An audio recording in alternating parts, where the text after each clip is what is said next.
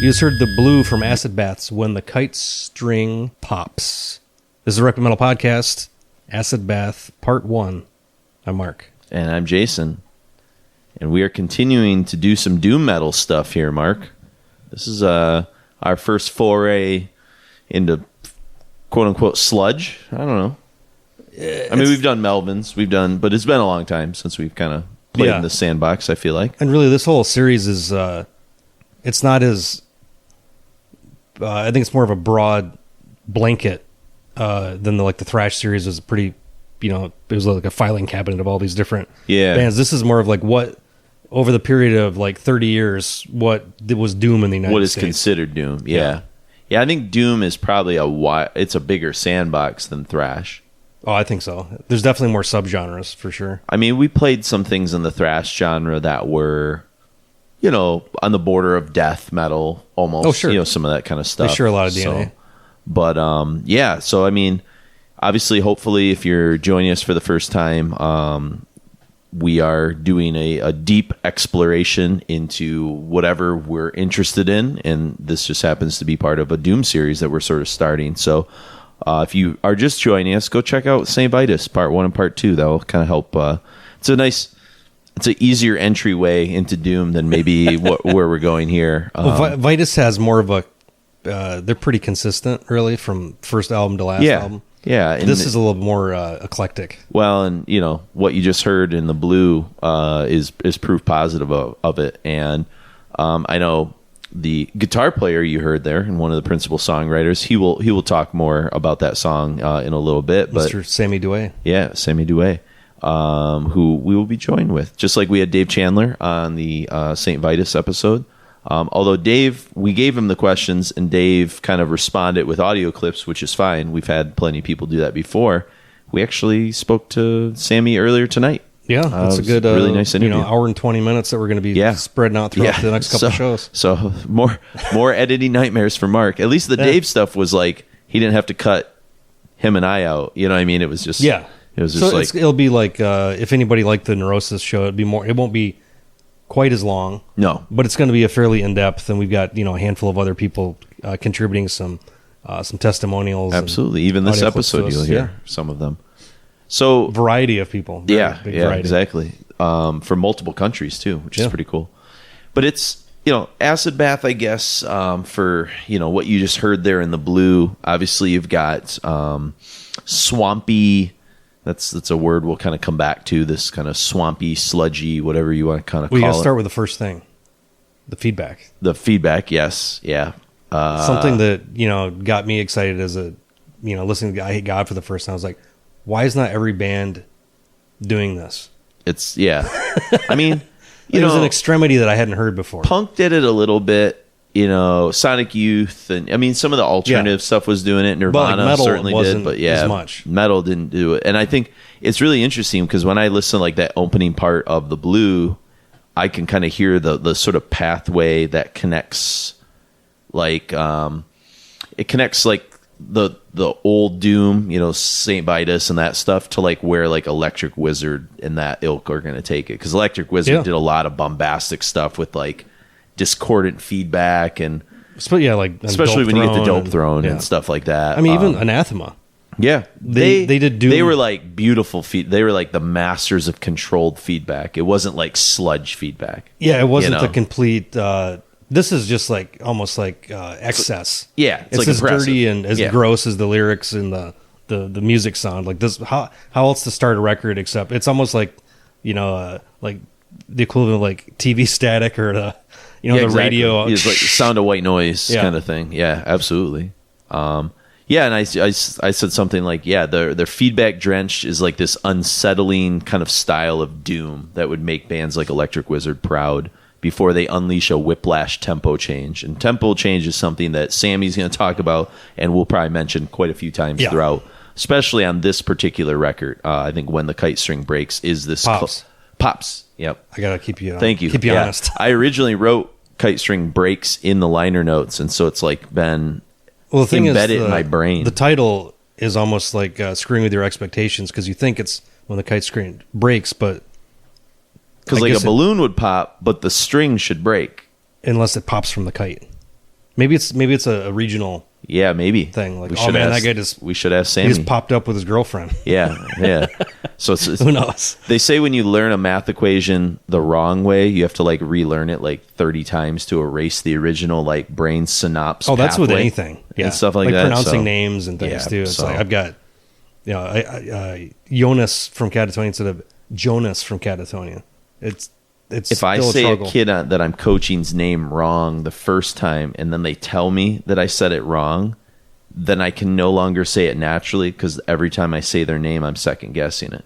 You have to whisper it into your shoulder. Exactly. Well, it happened when you, Chris Dick, a good colleague, friend, of ours, the last episode, I think, well, no, he did Forbidden, but one of the last episodes prior to that, we did an Emperor episode, and I kept mispronouncing that one thing, and then I started to get pronounced. Do you remember what it was?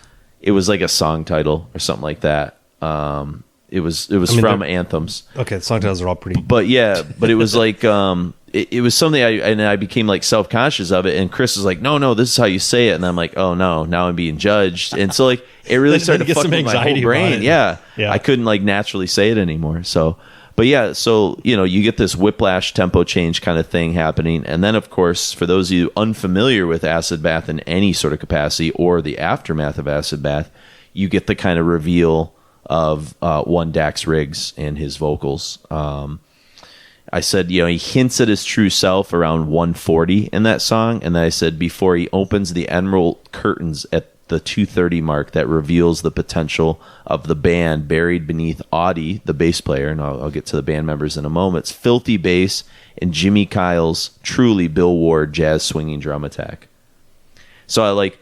And Sammy will talk about this later, that really like the essence of the band and their formula is kind of just in that song, which is one of the reasons to open the whole show up with it. I mean, all these severely disparate personalities coming together. And I think I threw away the piece of paper where I wrote. Where you had some thoughts on any of this? No, where you came up with a very succinct. Yeah, it'll come up. Do you remember it now? Not yet. I remember saying it, and I remember Sammy really appreciating it. I'll remember. I wrote it on a fucking piece of paper because I was like, "Oh yeah, this is going to go in there somewhere." Yeah, when we get to Talkset 2, I'll kind of remember in my brain. It's been a long day. I taught all day. How are you, Mark? By the way, I'm fine. Yeah, I mean, we did this episode has really morphed into something different than we originally. It was originally not anybody really going to be involved. We were just going to do it. I reached out to Sammy, but I didn't really hear back from him for a while, so I was kind of like, well, maybe we can get a couple testimonials. Yeah. Move on. And then it went from Sammy was like, well, instead of recording, can we just do an interview? I'm like, yeah, that's fine. Sure, we know how to do it now. So, yeah. So we did our thing. All the testimonials were just like completely like, yeah. I saw something on social media. I was like, hey, well, I'll ask if, like, boom, here we go.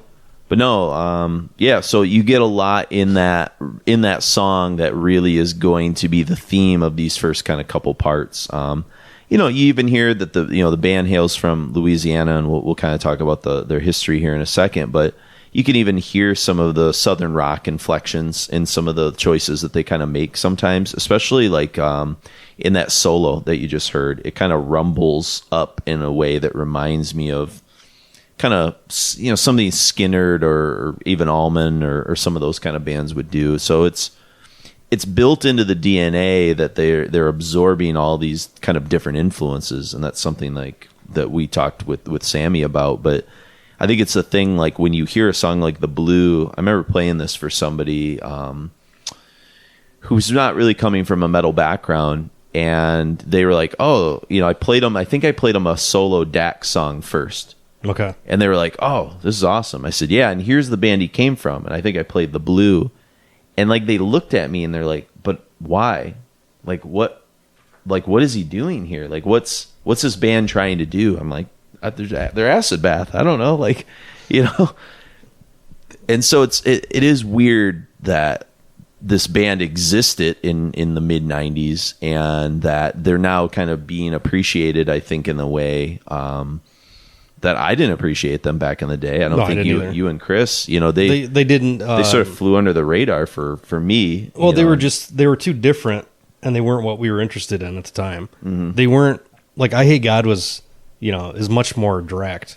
Sure. Much more, kind of hardcore based, I think, than than these guys are for sure. But also, we were just so into fucking death metal at the time. So my focus as a 19-year-old going to shows was that's what I wanted. I could handle Cannibal Corpse, Samael, and Grave, but Acid Bath is like my brain can't work. They can't absorb that right now. Yeah, and I wonder if it's like a youth thing. Also, like you see a band that's different than everybody else, but the shows usually sounded like shit, so you can't. Because like Grave, I could barely hear sometimes, but I knew the drum pattern, so I was like, "Oh, this is You'll Never See." I can understand, I can hear it. But like if I see a band live and I have no idea, I've never heard their shit before, and it's kind of a mess. I just don't know what to. Yeah, there's no entry point. Yeah, I don't really get what they're going for, and like the singing's all weird, and it's a bunch of like a mix of short-haired guys. I mean, that's as prejudice as I was against short-haired people in metal bands, except for Adrian from At the Gates, but or like Ken from Carcass. I gave a pass, but it was just like things that, like, looking back, it's just so stupid. Well, on the surface, sure, but they were kind of an anomaly in that way. I mean, I remember the first time I saw Dillinger Escape Plan. I know I told this story, I think, in a Patreon episode when we got asked about Dillinger. And there's nothing about, everything was different about them. But in a sense, that was like what appealed to me in that moment, because I had just seen so many like kind of grindcore bands that all were just kind of doing like late 90s relapse grindcore, and then all of a sudden Dillinger came on. I was like, whoa. Yeah. These guys are wearing like not black shirts. They all have short hair and they're fucking flinging chairs. I'm like, cool. Like this, I'm down for this, I think I would have liked Acid Bath if somebody had played them for me by the time I was in college, when I was like starting to, my tastes were getting more eclectic, I think then. I think in 94, I was a freshman in high school or sophomore in high school, depending on which part of the year you're looking at. I don't know. I kind of was just getting a foot in the door of like death metal. So I might have been scared away by this. Although some of the bands that they influenced, like they did influence like some, definitely probably new metal bands, maybe System of a Down, maybe Slipknot. Yeah. And I was never a Slipknot fan. They came out kind of too late for me. But I was into Korn and Deftones and some of the early There's those zeitgeist thing that they're all kind of carrying on, I think, for sure. But also at the same time, like Korn didn't have like brutal like death screams too. So like, again, maybe my mind wouldn't have been able to wrap itself around that. It wasn't really till I heard Opeth that I knew you could like do that. It was like weird. It was like almost like you said, it was so stupid until somebody gives you permission that like, no, this is okay. You can like do this and like it works and it does. You don't have to like hate it. It's it was tough with. Pre-internet it was different because you had to kind of like posture that you knew stuff. You couldn't just go like, oh, let me go look on YouTube real quick. And if you didn't know about the band, you didn't know about the band. Yeah, unless you got a tape from somebody or. And I know like they sold like 40,000 copies of this debut, but I don't. Other than the cover, I mean, the cover's iconic, and we'll talk more about that a little bit later. But that's another point of contention from my perspective as a 19-year-old. It's like, where's the Seagrave cover? The name's stupid. Yeah, like no, there's just all these like reasons for. I never gave it a chance. Yeah, and I don't really remember even encountering this that much. I mean, you at least got to see them live. I just was like, I don't know, like. Doom metal was like a thing like we kind of acutely became aware of after we discovered, I think, maybe Cathedral, and then I remember Grindcore Coon picking up a doom metal special, like almost like a Metal Maniacs kind of thing, and it had like the history of doom in it, and he read that thing like a Bible, and we like had lists of bands, and Acid Bath didn't really come into that play, I don't remember them being mentioned. I should actually have asked Grindcore Coon if he ever got into him, because he was about like it'd be right up his alley. Well, he was the biggest I Hate God fan I ever knew. Yeah, like he was obsessed with that band, like analyzing their lyrics. I mean, I think he was kind of like absorbing like some of the. I think he could understand where they're coming. Yeah, exactly. He was kind of going through some things, and I think he could relate to some of what was happening. But I think that's in Acid Bath too, to some extent. Yeah. It's just not as direct and. Easy to digest. Yeah, it's a little more esoteric and beat poetry. I mean, that's something that we talked to Sammy a little bit about, is like, where is Dax coming from with the lyrics and stuff. Well, it's a weird thing to have a band that's like obviously influenced by Well, what was the rundown like Dark Throne, Carcass? Yeah, so Sabbath, Carcass, Alice Cooper, Celtic Frost, Dark Throne, Simon Garfunkel. Yeah, and David Bowie. Yeah, and when you actually sit down and listen to the record, that doesn't seem too far off. No, but also with the dynamics of the band, where everybody was kind of coming from a slightly different angle, it kind of makes sense. And if you have the same kind of forward momentum, just like bands like Pyogenesis, or I'm trying to think other. That's always my go-to for like disparate things that work. We're like two different bands almost mold together, two different styles. Or something.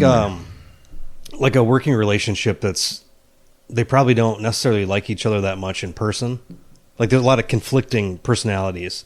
And I feel like those always kind of like make interesting choices. Yeah. I mean, I think you got to a couple some strong extent, personalities. The Beatles in the end became that, where they were kind of living four separate existences, and then they would just kind of come together to like mold things in the studio and stuff. I mean, they're probably the most famous example I can think of off the top of my head. But with Acid Bath, it seems like everybody is equal, has kind of equal part into it. Like there's no Ringos in the band. Yeah. I love Ringo, but he's a good drummer, wrong. but he's not. He doesn't like. He didn't have as equal of a voice as John and Paul. I mean, George started to develop a voice because he would bring more and more songs to the table, kind of near the end there. But So there's a lot to unpack with these guys, I guess, and so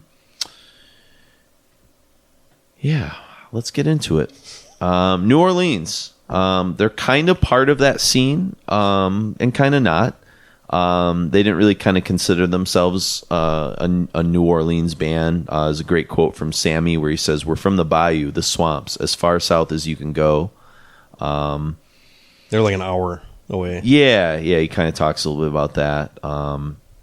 Rotten Records put these guys out, and I don't really know what else was coming out on Rotten Records at this point. I've never looked up their discography. Yeah, I didn't know if that was a label you and Chris kind of knew or anything like that. About it. But basically it was a fusion of two earlier bands. You had a band called Dark Carnival, which is where Sammy and the bass player, who has sadly passed away and was kind of one of the contributing factors to Acid Bath kind of breaking up, was Audie Petrie. And then you had another band called Golgotha, which we'll hear in the next set of music. And that's where the vocalist Dax Riggs came from. Mike Sanchez, the second guitar player, and then the drummer Jimmy. Why don't I have Jimmy's last name written down? I don't have any of the band. For some reason, he's the only one I just wrote Jimmy. Yeah, yay. Jimmy Key, Jimmy Riggs. Oh my God, Riggs. Yeah, shit. It's not Riggs. First name can't be Riggs. There's only one Riggs. Jimmy Kyle. Jimmy Kyle. I said Key. I was close. I was on the right path.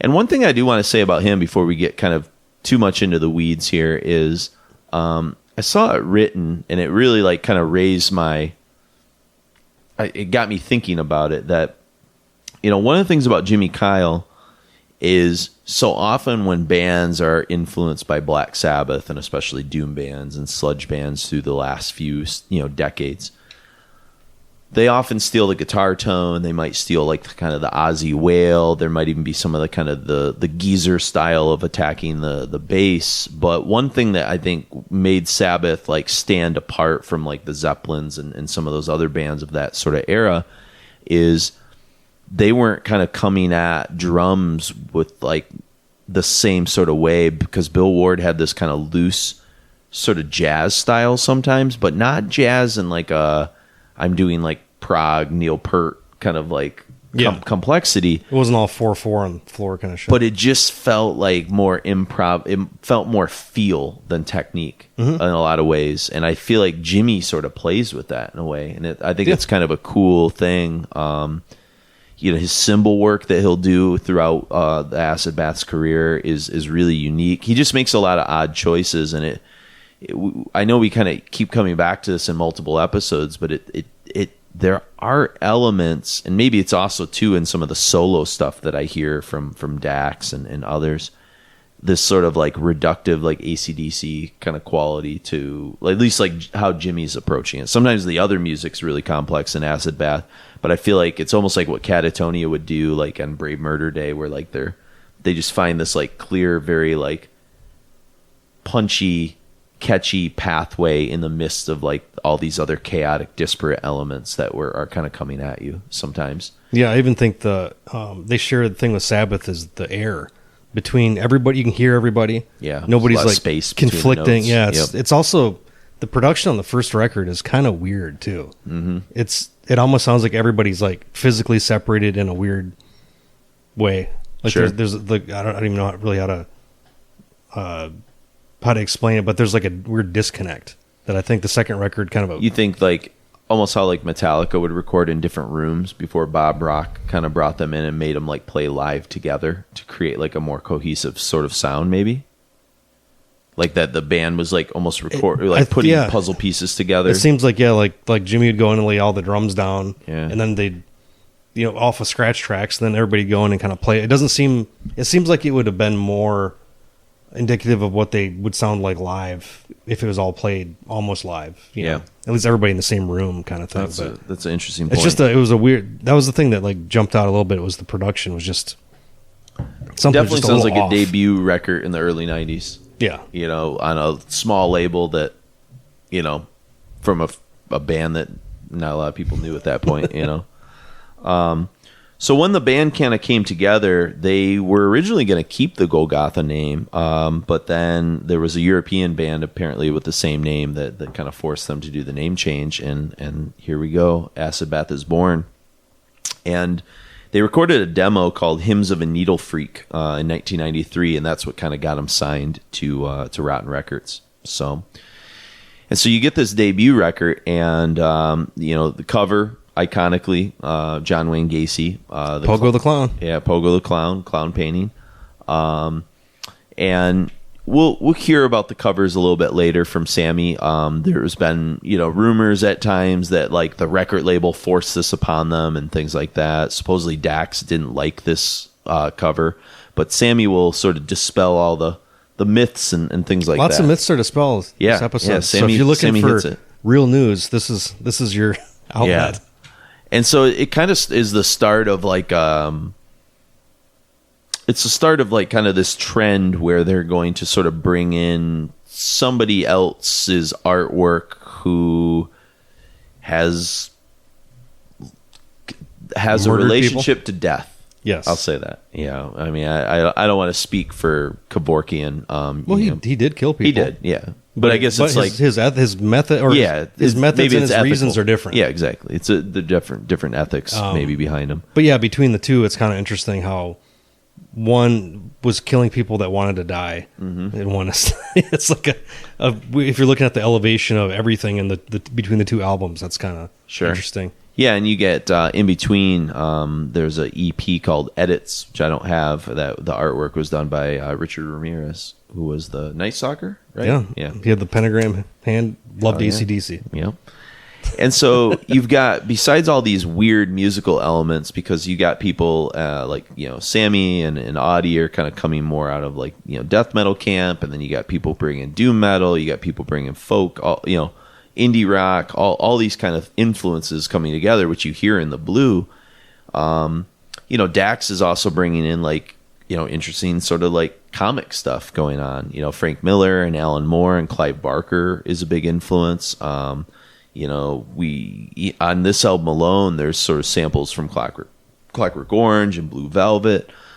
Supposedly, drug use and paganism is kind of a big influence on the band, and so they're drawing from a lot of different pools, which kind of, in a weird way, reminds me of like the conversations we had with Neurosis, where like there were metal influences, non-metal influences, and non-music influences, like all, And I mean, if you and I were ever to like start a band, I mean, we would probably be drawing on movie influences, and what I mean. It's everything. We'd be bringing in a lot of different aesthetics and I guess intellectual ideas that we had or wanted to like put into our art. You know, I mean, your comics have metal in them.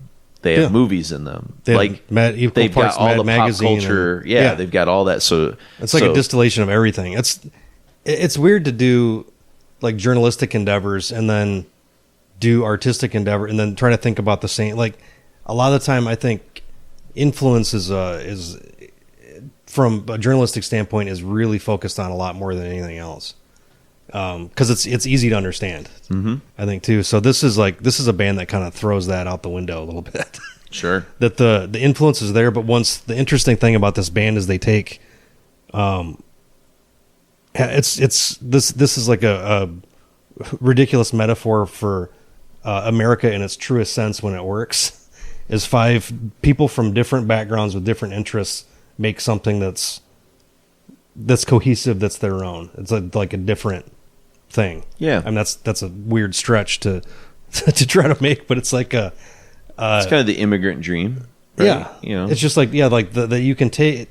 Not everything has to be lockstep. You can have 5 people that have completely different ideas, and if they have the same goal, you can make something that nobody would ever expect. Sure. Yeah. No, I think you're spot on with this. So I wasn't trying to rah for America, but it is getting close to the 4th of July. Hey, so there you go. I feel the red, white, and blue pumping through the veins a little hard today. Oh God. I get so much red, white, and blue where I teach. Let me tell you. And today was the seniors' last day, so we got kids drove some dump trucks to school. There was a Humvee that drove a kid a dump truck. Oh yeah, they bring like all kinds of like farm equipment. Who's got a dump, like a huge dump truck? Yeah, just kids. They don't care. Yeah, it's Armada. They don't care. Hey, Dad, can I borrow the dump truck today? Exactly. Yeah, no problem, son. It's the last day of school. Yeah, just take the Confederate flag off the side. Yeah, exactly. We're cool. Oh God. So yeah, I get a lot of the rah. Down here, you're not as I have no you're not inundated with it. No. Yeah, it's, we just celebrated. Well, the town celebrated Eid. The last day of Ramadan. Yeah, Ramadan. So there's like tons of fireworks and little kids running around. So it's a different vibe, but it's still celebrating. Yeah. Life. I've been down here for 4th of July. A couple of houses down for. It's in recent years it sounds like a fucking war zone because fireworks are legal now. Oh yeah. So every little kid's blowing their fingers off in the front yards. Can you get like M80s and shit now? You can get anything. It's all legal. We used to have to drive to Ohio to get stuff. Yeah, man, that was the thing. But I hate it now because I'm an adult. Yeah. And I don't want to hear explosions that I don't cause myself. You know who likes fireworks? Chris. Chris loves fireworks. He does. Yeah. Well, I have a dog that's aging and has anxiety, and he hates it. I don't blame you. I don't blame him either. I'm not a fan anymore, but I mean, if I was out with a couple guys and we wanted to blow up some stuff and it wasn't annoying anybody, I'd be all right with that. Make a Molotov cocktail or two and just let her if we're out in the country and have some guns and we want to shoot some cans, I mean, that's fun. Yeah. Grand Corcuna used to make Molotov cocktails all the time. He had a diesel gas tank, and we would take. Remember when Gatorade came in glass bottles, not just plastic? No. You don't remember the glass Gatorade bottles? No. Oh, they were almost like small jars. I was never a sports person. Oh, okay. We're younger. A sports drink guy. No, I didn't start drinking sports drinks until I was in my 20s and didn't exercise at all. So we would. We had metal plated. They were like barrels that he like sawed in half or something like that, metal barrels, and we would almost like make shields out of them. And so we would build like a shield sort of area, and then we would go up to the diesel gas pump, and we would fill up like cans of Gatorade into glass bottles. You can't put gas in a plastic. It's not a farm, so you could just like pump the diesel. We just pump the diesel, and then we put a fucking like paper towel or rag in it, light her up, throw it, and then we would hide behind the metal shield, if you will. It was awesome, until we got the fire department called us a couple times for some fires that we had in the it was an empty silo. There was no grain in it. It was just dirt like at the bottom, and so we would light fires in there, and it would plume, and you could see it from the highway. It was pretty interesting. No, we went more of the you would take shotgun shells and you'd take the front off and you just pour all the shot into 2-liter bottles. And we'd bury those in the ground and put a fuse. I don't know where this stuff came from. Yeah, you put a fuse in it, and it would just people just like had fuses in their pockets. They're like, oh hey, the kids had like bow and arrows and shot. I mean, we lived in the country. Was this from Wilderness Survival? What was that place called? That was over by where my aunt and uncle lived. Oh, what the fuck is it called? That place that would sell ninja stars. It wasn't Merchandise Outlet. No, we get ninja stars and knives. No, we didn't get it from that place. Okay. I can't think what the hell it was called. It was like Wilderness Survival. Wilderness Outfitter. Wilderness Outfitter, yeah. No, but we lived out in the country, and the neighbor kids lived in a farm. I mean, we like ride pigs and stupid shit, but you bury those in the ground. Was Craig Johnson involved in any of these? He's too young for that.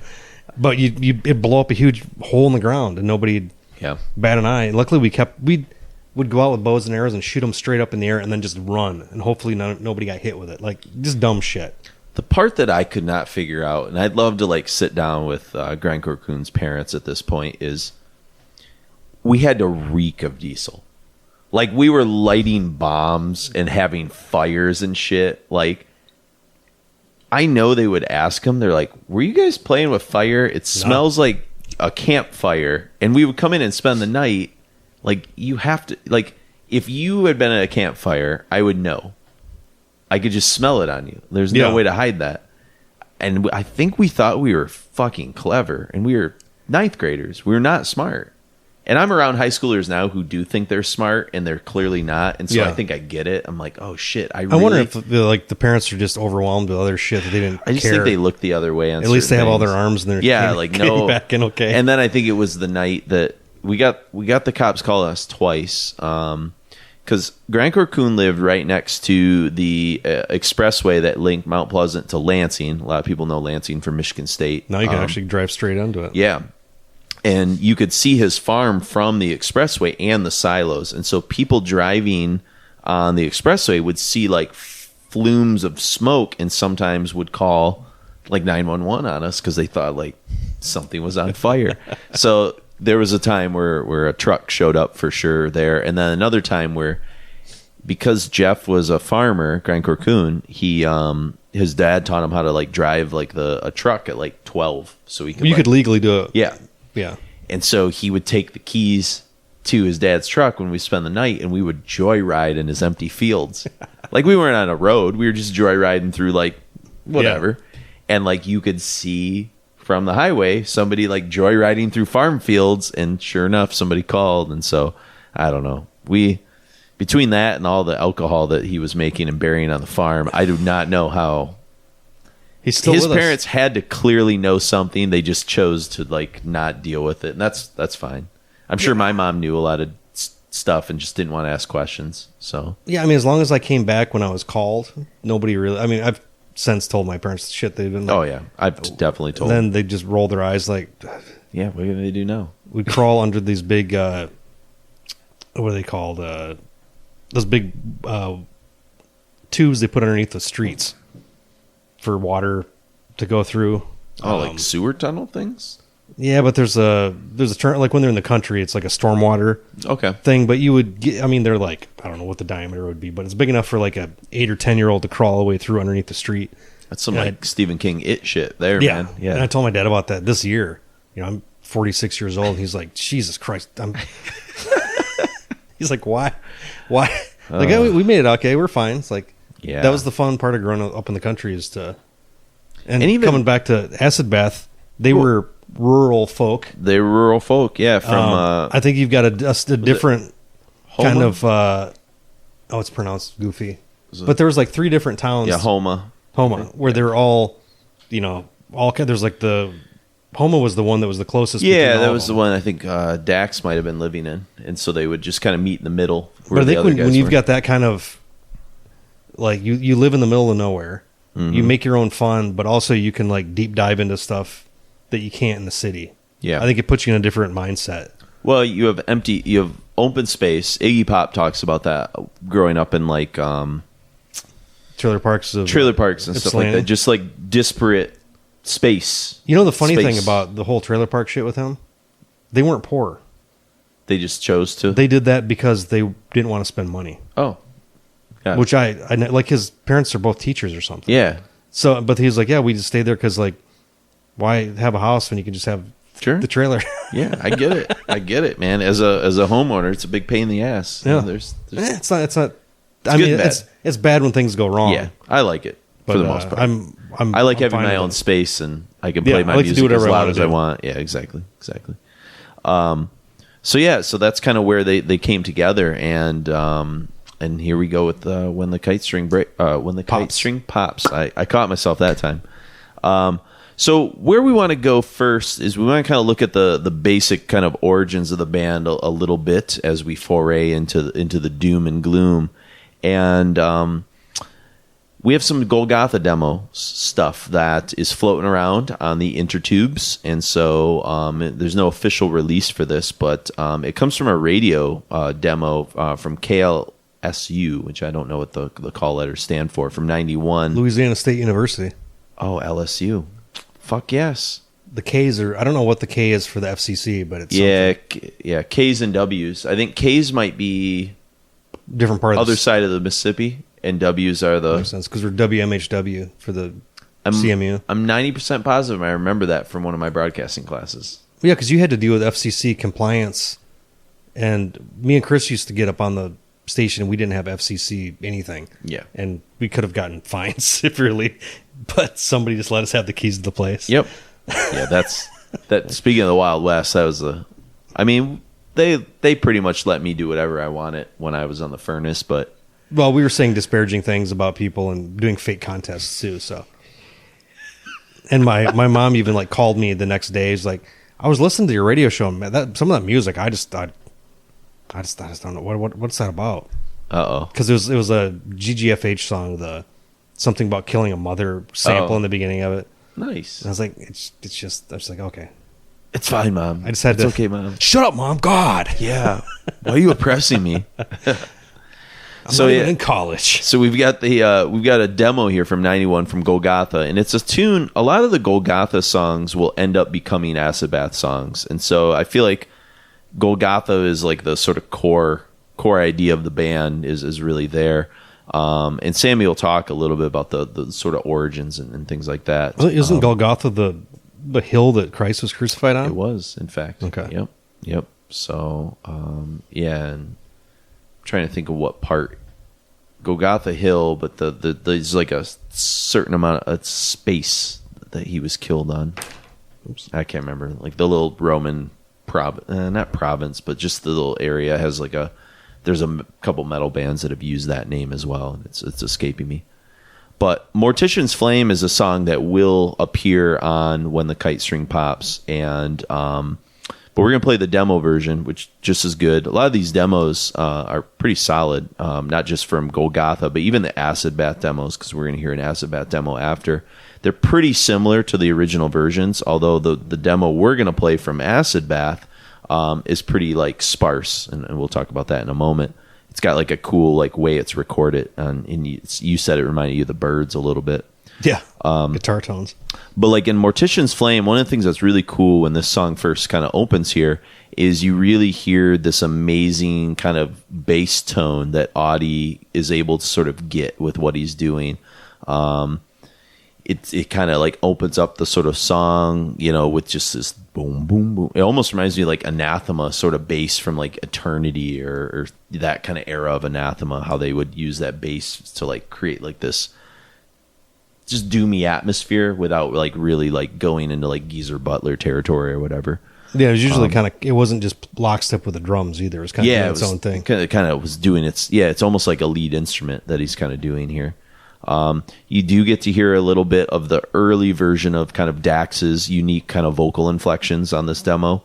And then it's just lots of sludgy goodness. It's not like the most dynamic of their songs. That's why we chose to kind of do the sort of demo version.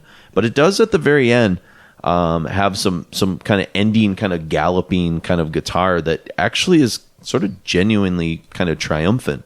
Kind of like a grinding kind of Carcass kind of gallop that you would hear like at the end of like Necroticism or Heartwork. There's a lot of where they do like a lot of repetitions in this, which is not something I would have ever expected. It took like the fourth or fifth listen. Yeah, you said it took you a while. And I was like, God damn, this is like fucking Carcass or lots something. of Carcass. But even this, like, there's a lot of really weird vocal hot takes I'm going to make in this episode with because Riggs' vocal. I mean, from the get go, he's not just screaming, which is pretty uncommon for any extreme metal band. Usually you always start out, you're just a growler or whatever, but it's not. And then you discover a voice, maybe like a Vincent did or something, like Jonas even. Yeah.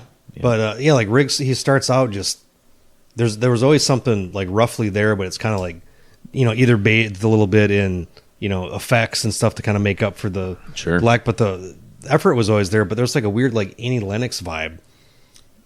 Yeah, on this, but not her solo shit like Eurythmics era stuff.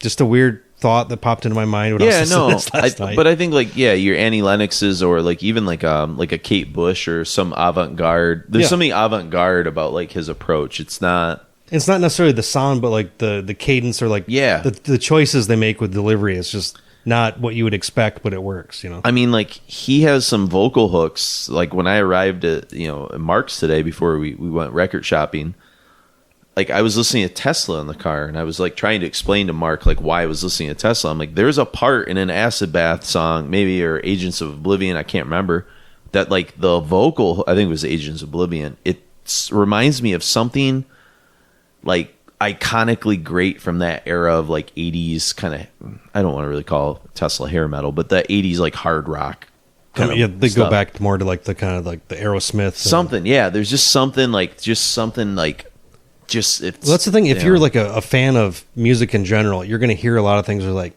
God, that feels familiar, but it's not. Like it's just like there's so much probably not there. where it came from. It's how you connect it. Absolutely. And so Mortician's Flame is the first thing we're going to hear, and then Bones of a Baby Doll, which we're going to hear the demo version, and then later in the show we're going to hear the actual recorded version, which is cool because this you'll get to kind of tell the two differences. This version, it's got this kind of weird 60s kind of neo folk kind of recording to it. It's about the most different demo from the like actual album version, so that's why I thought it would be a kind of a cool comparison. And you mentioned the birds; it just kind of has that chiming kind of aspect. It sounds like a 12-string guitar. Yeah. And like I'm expecting like a 3-part harmony to kick in. I think the birds are fucking great. I love them. Yeah. But it's just the things that pop in your mind listening to this, and somehow it works. That's really the key is like, how the fuck does all these weird disparate things work together? And that's going to be the question for you as the listener. If you're new to Acid Bath, do these things sort of work, and hopefully by the end, we'll sort of kind of get into it. So we're going to hear a trio of tunes. We'll come out with Cheap Vodka, which is another, 2 demos, and then we come out with a song from When the Kite String Pops after, the Blue. And this is one where, again, the bass, Audie played a HM2 pedal and really has this cool, like, sort of distortion. And I kind of said it adds, like, this punkish, almost like a Grave-ish type sound. I know they were fans of Grave. They actually, obviously toured with them, as we'll hear later. But, like, how the way that, like, Grave was almost, like, way simpler than Entombed and Dismember to the point where they could do these, like... Well, a lot of it was from... What's that? The drummer didn't want to play fast anymore. That's what it was? He just kind of wanted to... He wanted to go more mid-pace. That's why, like, Seuss sounds like Seuss does. Hey, and we're blessed with Seuss. I mean, I even like the stuff after, Jorgan left. I like almost everything they've ever done. For sure. Yeah. There's only... The one after Seuss was, like, maybe my least favorite. Hating Life. Yeah. Jorgan left, and... They're finding their identity a little bit. Yeah, it's trying to, guitar go over to vocals. It's not... I mean, Jorgan's a hell of a powerful vocalist, too. Mm-hmm. But yeah, you've got this distorted sort of groove that kind of you hear, and there's lots of songs. I mean, there was even probably parts of the Blue where there was like a moment where they stopped, slowed down, and kind of got into a groove before they like psychotically went into a different direction. But like, Audie is really something special, and I think he's somebody like him and Jimmy. You hear a lot of great Jimmy cymbal work in Cheap Vodka too. They're just really fun. And you know what else? What's that? Both of them have long hair. Oh, they were the 2 long-haired guys. There's the key. Because Dax had kind of short. He looked like short. Chino in the first record. And then... Sammy was shorn. Yeah. Yeah. What about Mike Sanchez? We got to look at Mike. I think Mike Sanchez was short hair. Maybe not. I think Mike had hair too. Yeah, he might have had hair as well. But yeah, so... Mike had hair. Okay. Yeah. So, yeah. I don't know what... But not to... Audie looks like... Who does he look like to you? As a classic rock vocalist whose name starts with an I. He looks like Ian Gillan. Oh, shit. Yeah, a little bit. Yeah. Like his solo, like the Gillan era stuff. Yeah. Huh. Like his eyes, dark eyes and the hair and everything, like his hairline and shit. Yeah, that's pretty wild. Yeah, he almost looks... In that photo that's in Kite String, It pops. Yeah, I got you. I'm trying to I was just saying, Kite, I don't need to say the whole thing. But it almost looks like the one picture, it might be from Harmony Corruption, where Napalm's all sitting on the steps. He looks a little bit like Mitch. He kind of has like that Napalm kind of feel. He's wearing a Slayer shirt in that too as well. And Sammy's wearing an Incantation shirt. So they're bringing the onward goods, to man. Golgotha, man. They're bringing onward to Golgotha. One thing, speaking of Napalm, that I'll point out about Cheap Vodka, and then we'll get to some music. We'll actually get to music and then Sammy first. About halfway through the Cheap Vodka, and again, listeners, correct me if I'm crazy. Oh, I know what you're going to say. do you know what I'm going to say? Yeah. Okay. There's this like really interesting sort of guitar bass tone that they sort of achieve that reminds me of Napalm on Fear Emptiness. Yep. Or Fear Factory. Or Fear Factory. Okay. Yeah, So it's like an industrial vibe. kind of thing going on there. Yeah. But definitely Napalm of that era. We didn't talk about this before. No. I'm glad. I love when we sort of come to the same place from different places. So Well, I've got 6 pages of stream of consciousness notes. we've got some notes, folks. We're ready. We're ready. So we're going to hear from Sammy for the first time. So you'll hear an excerpt of our interview coming up here where he's going to talk about some of the early kind of things. I think he'll go into The Blue, which is a song you heard opening the show. That was a big song for them, I think, and for him symbolically. And then we're going to hear Mortician's Flame from the Golgotha demo from 91. Then Bones of Baby Dolls, which, by the way, you can get the demos are released now. You can buy them. Demos 1993 to 96 is what it's called. Rotten put that out. And then we'll hear Cheap Vodka from When the Kite String Pops. I guess we'll start at the beginning a little bit. I know you were in Dark Carnival, I believe. And then Dax, Mike, and Jimmy were in Golgotha. And then you and Audie were together in Dark Carnival. How did the origins of Acid Bath come together out of the roots of those two bands? Well, you got all that correct, yes. Well, we were, between Dark Carnival and Golgotha, we were like the only two at the time were considered extreme metal.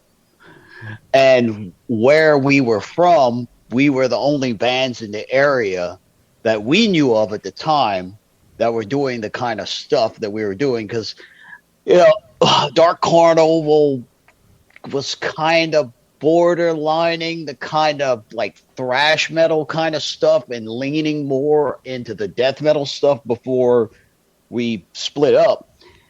And Golgotha was the same way. So we're the only two bands kind of doing that kind of stuff in the South Louisiana area. And then Golgotha were not happy with the current guitarist that they had and the current bassist that they had. And Dark Carnival, the drummer for Dark Carnival actually left and went on to play with Disincarnate with James Murphy. Needless to say, we couldn't find a drummer that would play the kind of stuff that we wanted to play. So we kind of just joined forces, because we had played gigs together a lot, Dark Carnival and Golgotha. So we all knew that we were all on the same page. So that's kind of how it came together. Is that we were both just in two different extreme, at the time, metal bands. And we just were like, okay, we don't really, me and Audie were like, well, we really don't have a band anymore. And then Dax, Jimmy, and Mike were like, well, we weren't really happy with the guitarist and bass player they had at the time. So we just kind of like gave it a shot, and that was the formation of Acid Bath. The perfect marriage. Now, you kind of mentioned the scene a little bit, and I think there's a lot of misconception sometimes. So I guess, how aware or connected were you guys in, is it pronounced Hausa or Hosa? Homa. Sorry, I thought that was an S. Yeah, Homa. Homa was like the middle ground for us between, Mike and Jimmy lived in Morgan City, and me and Audie lived in Galliano, Louisiana, And Dax lived right outside of Houma, which was like smack dab in the middle of Galliano and Morgan City. So Houma was like the meeting place because it was like the middle phase for all of us to travel, because you're talking these towns were like maybe an hour away from each other, you know? So it wasn't like we could get together on a regular basis and work on stuff because we were an hour away from each other at the time. Now, how connected were you guys in any capacity to what seems to be, and this is maybe where you can right these wrongs, this emerging kind of NOLA metal scene that was kind of percolating in the late 80s, early 90s with Exorder, and then obviously I Hate God and some of the other stuff that comes out of that. Yeah. Well, I mean, yeah, they were definitely in existence at the time, you know, and we would travel to New Orleans to see them play all the time, every chance that we could, you know. So we were definitely like outside looking in, so to speak, as far as the New Orleans scene, because we were basically an hour and a half south of New Orleans. So we were on the outskirts, you know what I'm saying? So sure. we would go see them play all the time, you know, and that's, you know, of course, the Crowbar at the time were called the Slugs, and, you know, we would go see them, and it definitely influenced, you know, our sound, being that we came from more of like a death metal, thrash metal kind of background into hearing this slower, sludgier kind of music, you know? So that definitely, you know, made us think about where we needed to go with the music, you know? So in a way you had kind of 1 foot in, but also 1 foot in this other stuff because you guys were still an hour and a half away from that scene. Yeah, we didn't get to start playing in New Orleans until way, way, way late, man. You know, because we were, you know, we didn't know anybody in the New Orleans scene, basically. We were just some kids that would come from out of town that would come see, you know, Crowbar play once a month, you know? And we didn't really know all those guys just yet, you know? We were just kind of just a band from the Boondocks, you know. That's kind of the perception I've always had with like how the Melvins are related to like Seattle. You know, they weren't really a Seattle band. They were kind of like an hour or two away, but Seattle's the only town anybody knows in Washington, so they just assume, they're all part of the Seattle scene. And I think you guys kind of get lumped into that sometimes too. Yeah, but I mean that's fine, you know. I mean, I don't mind it. It's good cool company. Yeah, right, exactly. But essentially, yes, you nailed it on the head, basically. It's just like the whole thing with the Melvins weren't a Seattle band, but they're considered a Seattle band because it's the town they were from is the middle of nowhere. Yeah, I think it's near the same town that Cobain's from, too, if I'm not mistaken. It's Aberdeen. I think it's Aberdeen where the Melvins and Cobain and Chris Novoselic were from, so... So it was like right off the get-go, was it always the idea to do something new and not to try to, you know, have you guys come on to Golgotha and move that way? You always wanted to be something like completely different than the existing two bands? No. Actually, to be honest with you, we didn't really think about it that much. It just kind of happened. The only thing that we had on our minds and the only focus that we had when we were creating the music was to try to be the darkest, most heaviest music we can possibly create, you know, and whether it be a ballad or whatever, it be an acoustic song or it be like a fucking heavy song, you know, we just wanted to take it as far as we could, but without it sounding, how can I say it, campy.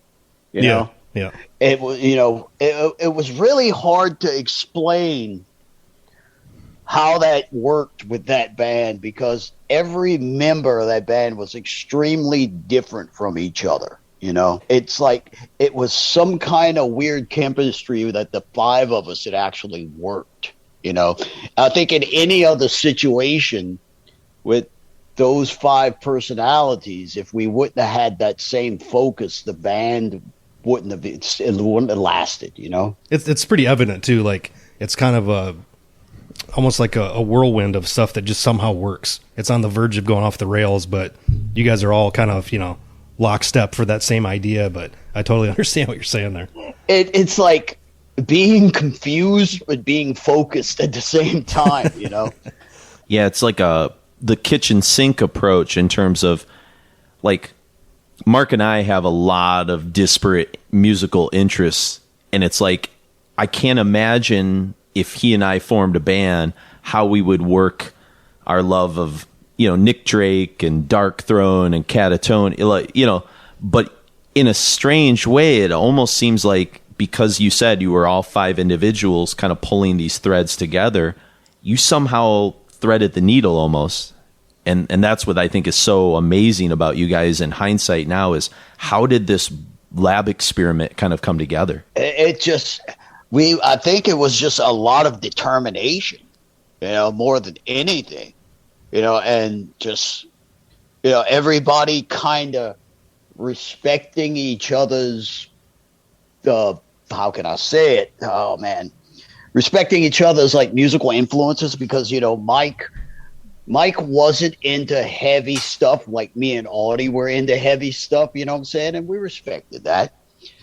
And it kind of worked really well to where when Mike would write a heavy riff, it was from a completely different mind frame than what like me and Audie would write. It would be the same thing to where if Audie would write like some of the songs like Dead Venus Blue, Audie wrote that song. And that's kind of Audie's interpretation of trying to not be heavy, but be heavy.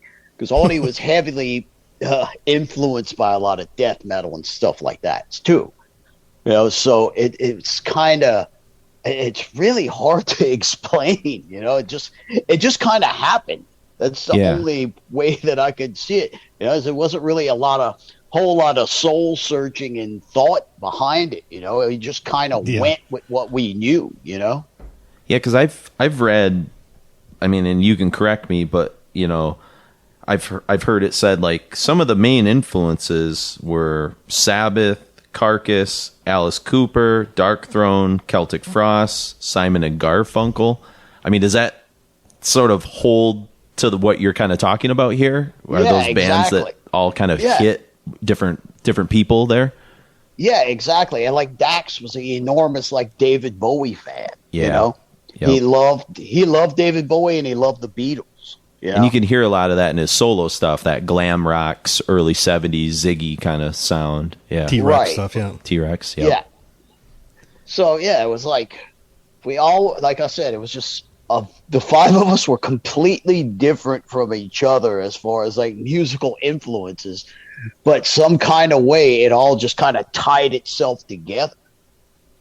Absolutely. And it's not something that I can explain, because I've been trying to figure this out for years of how we did this, But it just kind of happened. Since you guys were so like far apart, was the writing kind of done? Like everybody kind of brings stuff to the table when you'd rehearse and then kind of figure it out from there? What would happen was when we would get together, we would like spend a weekend together, It would just be like, so we like, okay, me and Audie would go to Morgan City for a weekend and practice for like Friday, Saturday, and Sunday nonstop. Jimmy and Mike and Dax would come to Galliano and we rehearse for 3 nights, like just nonstop. So, but when we were doing that, we would practice the songs that we already had prepared. Then all that spare time, we would just jam. And, sometimes on a rare occasion, someone would come to practice and be like, well, I have this part. And then we would just build a song off of the part. You know what I'm saying? It was always different. Sometimes we would just be messing around. Then a song would just materialize. It's just, it was different approaches every time, because there was never really any time to where somebody came in and was like, I have this song, let's play it. It was always just like, I have an idea, and then we would build the song off of that. Okay, because the whole the thing that really strikes me, at least initially, is the amount of time changes is kind of crazy, but in a great way. It's like that young early Swedish death metal stuff. The riffs they come up with, and when they decide to change the riff and speed up, it just has no logical rhyme or reason, but works. And that's what I found out with that first record is just the time changes are crazy, but it all makes sense. Well, I mean, you kind of nailed it on the head. I mean, that's kind of the death metal influence on us, if totally within the, that songwriting thing right there, just like the weird time changes that, some of the Swedish death metal bands would do. Yeah, it's like Entombed Clandestine and things like that. Yeah. Big time. Yeah, that album was a huge influence on Acid Bath, believe it or not. So I guess since we have you here, I know you can't speak for everybody, but what were your big musical influences that you were kind of pulling in on those pair of Acid Bath records? Were there particular records like you just mentioned, or bands, or just ideas that you think you kind of brought to the table maybe more than some of the other guys did? Well, I mean, my obvious influences when I got to Acid Bath was obviously Black Sabbath, and a lot of Celtic Frost, and still to this day, a lot of Celtic Frost. Which you can hear in Goat Whore a lot. Yeah, that's right. a little bit. But, and at that period in time when we started, I started jamming with the guys, when we started gelling, is when I started getting into the black metal kind of stuff. So I was listening to a lot of Dark Throne. And what's weird is a band that we can all agree upon in Acid Bath was Venom. That was a band that 5 of us could all agree upon that we all love. We sort of find a lot, that Motorhead and Venom for a lot of people were universal, regardless of whether you're punk, metal, you know what I mean? So that makes sense. Yeah. But I mean, I remember Dax gave me a tape a long time ago, and it was an obscure David Bowie album. Oh man, I want to say it was one of the first David Bowie records ever. I forget what was the song. I forget what was the name of the album. Hold on. But anyway, he gave me a tape with David Bowie on one side of this particular record and Venom black metal on the other side. All makes sense. So, yeah, and he was I was I already heard the Venom, but he was he wanted me to hear this David Bowie album. Let me see. I just found that. Well, that's the kind of guy. Yeah, I just found a mixtape that I made in high school, and one side was Satyricon, and the other side was the first Spice Girls. Oh, that's pretty. And I apparently just drove around in high school with that tape playing sometimes. So weird. Yeah, so I can relate. Yeah. That's pretty eclectic. Yeah, it was. High school was weird sometimes. Yeah. Okay, hold on. It was on one side. It was David Bowie, the man who sold the world, on one side, and Venom black metal on the other side. Knowing Dax, he probably wanted you to hear the Superman or Black Country Rock. Those seem like songs that absorbed into Acid Bath, because I know Band Who Sold the World pretty well. Yeah. Yeah. The one that he would always try to push on me, I think, was the first song on that album. I forget the name of it. The Madmen or something like that. It's a longer song, The Width of a Circle. I get those. Yeah. Yeah. It's one of those songs. But anyway, yeah. I'm sorry, where were we? we were talking about Venom as an agreed upon band that everybody in Acid Bath was kind of digging on. Yeah.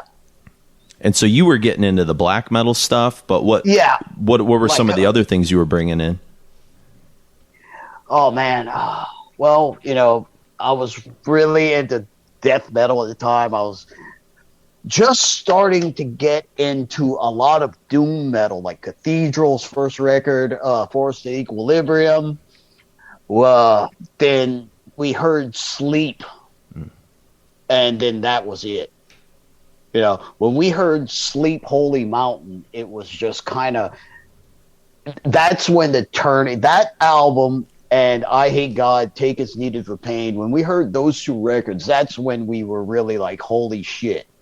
There's a scene now, or a direction. Yeah. It's like if we could combine kind of that with kind of what we're doing with the more kind of death metal-ish kind of stuff, with Dax doing his thing that he does, we might be onto something. And then that's where that was like the missing pieces to the puzzle was when we heard those records, when we started getting into the doom metal stuff, Yeah, that kind of, I remember when Forest came out, that was like a game changer. Like, oh, the dude that was in the fastest band in the world started the slowest band in the world. It just showed like the possibilities of what this kind of extreme metal could do. Yeah, exactly. When we get to that debut in 94, like, as you reflect on that debut now, what are some of the things that you kind of think about, or standout songs, or where that record fits for you now in terms of your pantheon and your songwriting? Well, some of the standouts that I definitely can remember is I remember when we first played the first song of the record live, the song The Blue. The Blue, yep. Which we're opening our episode with. Yeah. Yeah. And just, it was the first time we ever played it live. We had just finished writing it. And it was this energy that was in the room while we were playing it. And it was a new song, I guess. And the people that were there just kind of freaked out, I guess you can say. Because that's when it started. That's when I started feeling like, wow, this is fucking powerful. This is some serious fucking shit.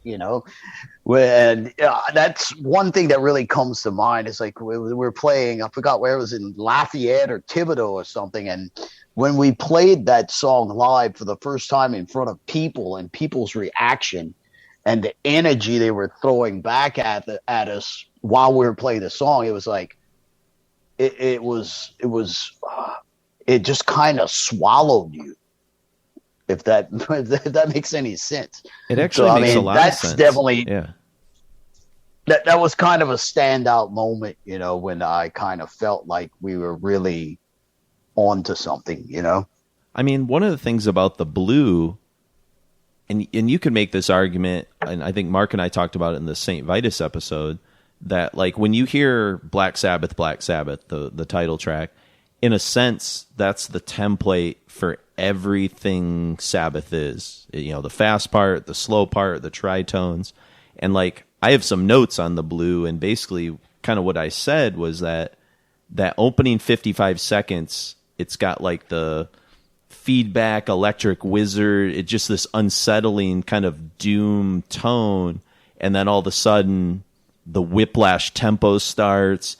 Dax shows all his different vocal styles, and that's all in the first like 2.5 minutes. And so in a way, it's like the thesis statement for you guys. It's like, here's all the different things we're going to be throwing at you. And I can imagine when you guys were recording that and performing that, like just looking at each other like, holy shit, I think we've got a formula here, like we're going to freak the fuck out of people, I mean, I don't know, maybe exactly. I don't know if I'm onto something there, but that something about that song is the song that introduces everybody to Acid Bath in a certain sense. Well, it should be, absolutely. I feel the same way, it's kind of what Acid Bath is that song. If you're going to find somebody and say, here's this band called Acid Bath. Oh, you've never heard them before. I would either recommend that song or Bleed Me an Ocean. I was going to say, that's Bleed Me an Ocean.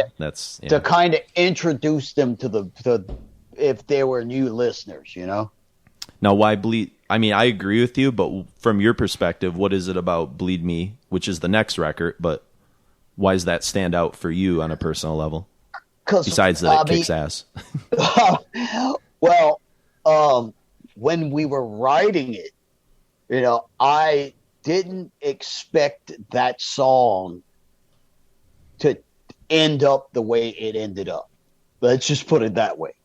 I guess I had a different perception of how the song was going to go at the time while we were writing it, but it kind of just, like I said, it just kind of happened.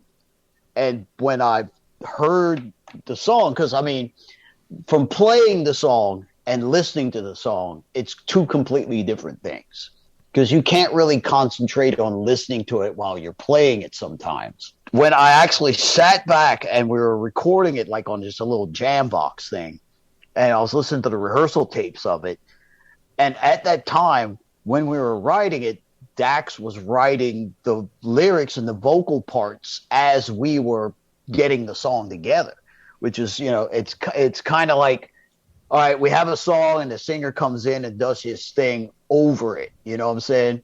Mm-hmm. Where when we were writing that song, he was there and he was kind of giving his guidance of like, well, I want to do this, extend this part, play this part again, and, so on and so forth. So when I actually sat back, because while we were playing it and rehearsing it and trying to get it together, I was kind of like, I wasn't entirely sure how I felt about it, Then I actually sat back and listened to like the rehearsal version of it that we had, that we were pretty close to being done. And I was like, this is like a completely different level from where we were before. I mean, and that was my reaction to the first time that I heard that song when it was like finished in the rehearsal room. Do you think it's the emotional quality of the song? Because that's what I get from that song. Absolutely. It's kind of haunting and beautiful. Yeah. And yet it's heavy. It wasn't so much of the crushing your skull in with my foot attitude. You know what I'm saying? Mm-hmm. It was more. It was dark and it was evil and it was heavy, but it was dark and evil and heavy in a different way than just like the blue is just going to. It's like being crushed under a barge filled with tar, mm-hmm. To where, believe me, the ocean is it's more of like, crushing your soul. You know what I'm saying? Well, one of the things I wrote about that song is I said, I've never heard a more sexy and soulful rendition of a line that says, I ride the pain at whore, she gives good universal scream. And yet, somehow, I'm emotionally affected. Like, you know what I mean? Like, it's like, that doesn't make any sense. Why that? And, when you read that lyric out to somebody random, they were like, what? It makes emotional sense in the song. Yeah. Yeah, I still have no idea to this day what Dax was thinking. Yeah, only he knows the secret behind those lyrics, because they've all had some kind of meaning, but he would never really explain it. He would just kind of be like, yeah. So, I'm like, if that works for you, let's roll with it. It doesn't sound stupid. It's great. Let's do it.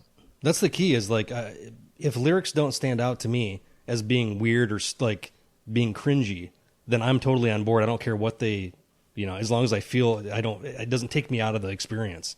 And absolutely. I think that was, that's key with these. Like, they don't make logical sense, but I get the emotional impact of where they're trying to come from, I think.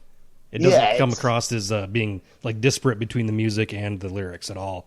Kind of seems like it's got the same idea, but just in weird kind of approaches. Yeah, Dax, he's definitely abstract in his lyrics, but they all have some sort of significant meaning to him. Mm-hmm. But he will never explain to you what they really mean to him. I mean, I was in a band with that guy for a long time, and I could never get it out of him. So good luck.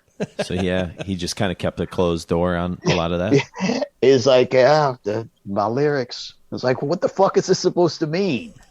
And he'd be like, just kind of look at you and shrug his shoulders. And be like, maybe I shouldn't be asking this question. Yeah, do I Maybe want to know the answer? Exactly. You might not want to know the answer. Yeah, he's always he's always struck me kind of private, just in terms of, and reserved in terms of the interviews that I've been able to track down through research and stuff. So yeah, that's the kind of guy he is. He's just real to himself and in his own world. And Dax will be Dax, and I hope he remains to be Dax for a long time.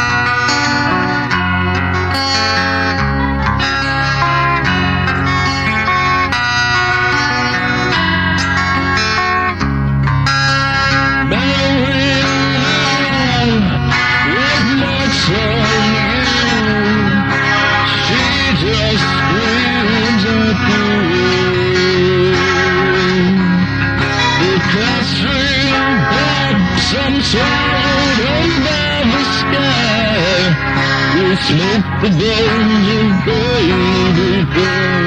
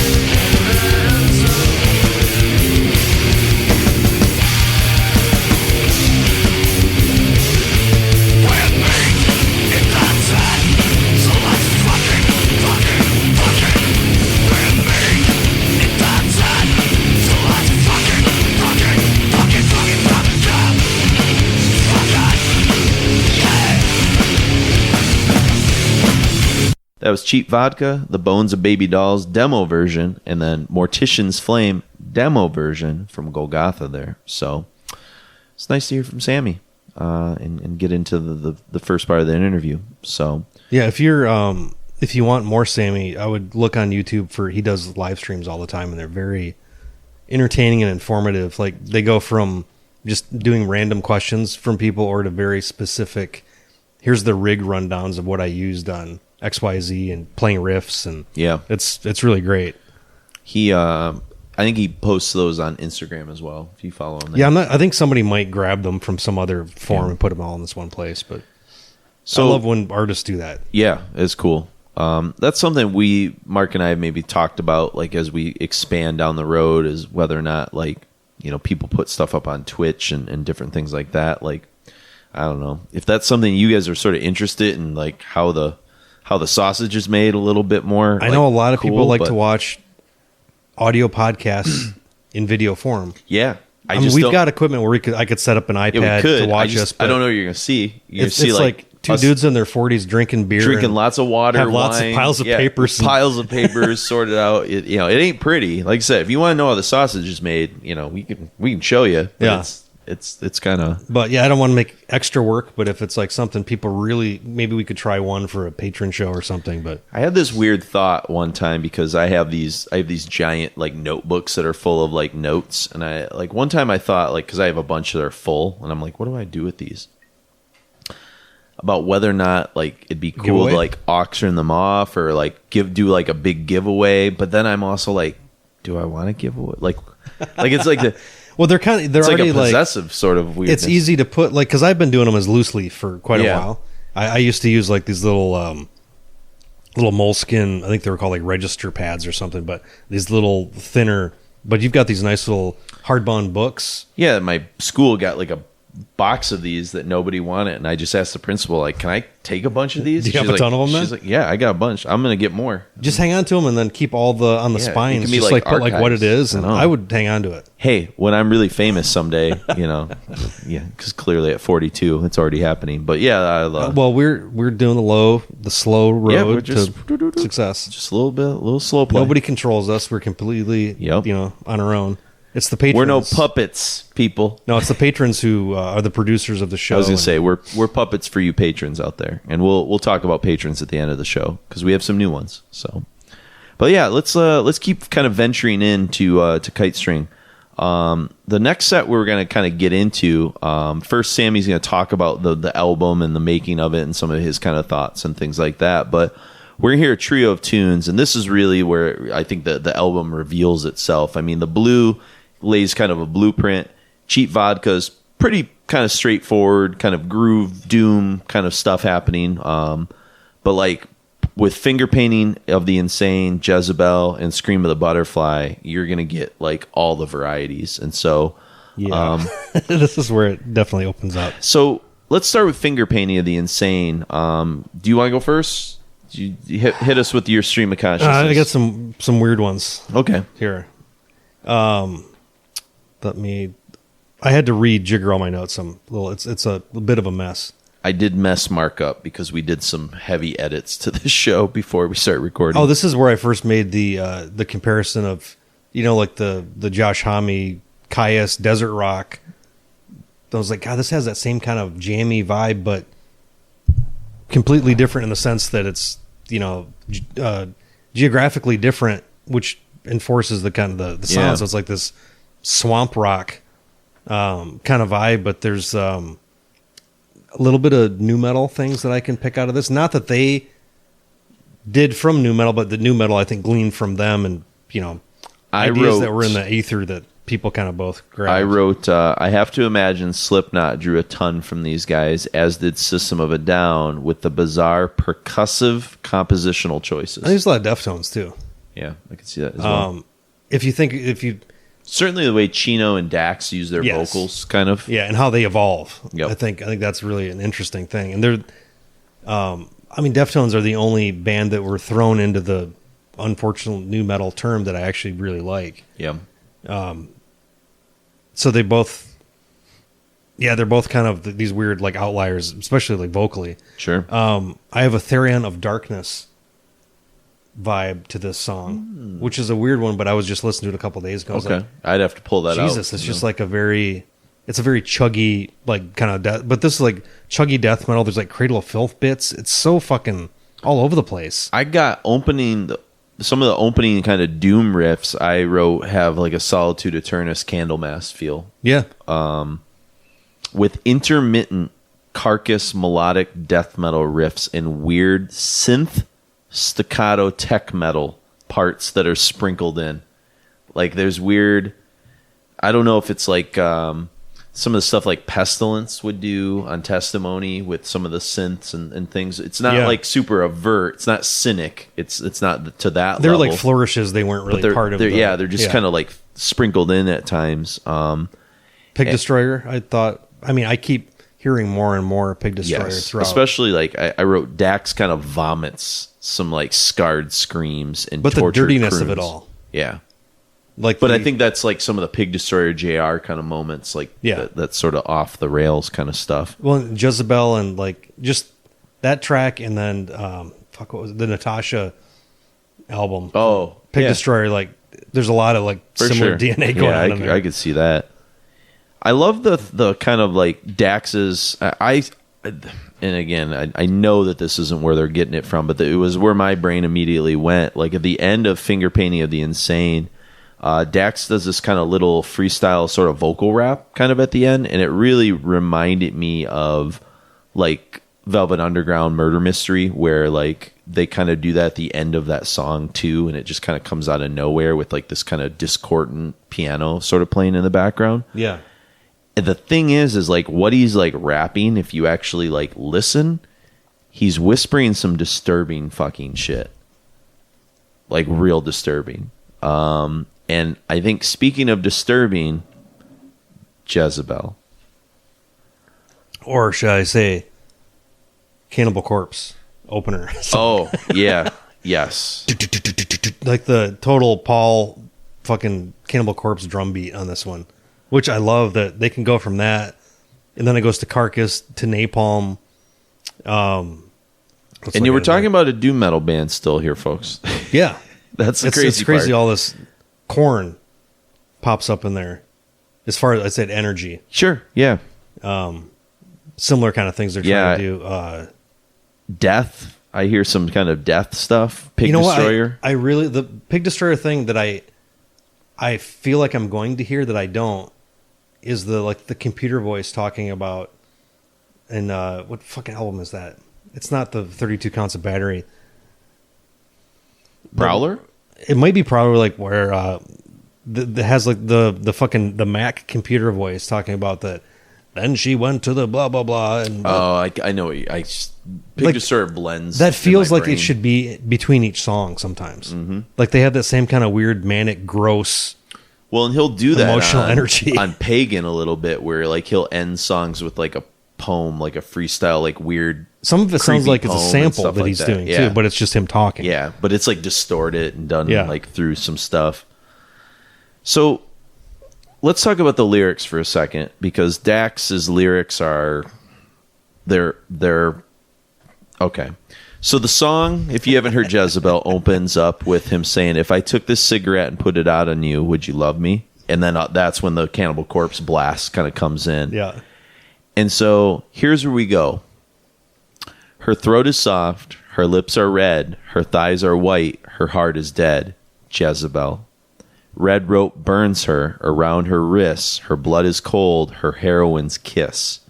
Do you love your whore? I like to hear you beg. She crouched down in the corner with her head between her legs. Jezebel. Whoops. I gotta scroll down for the next verse. It's gonna be filthy. Broken glass and dirty needles, soul erosion truth, electric god, our Superman found dead in a telephone booth.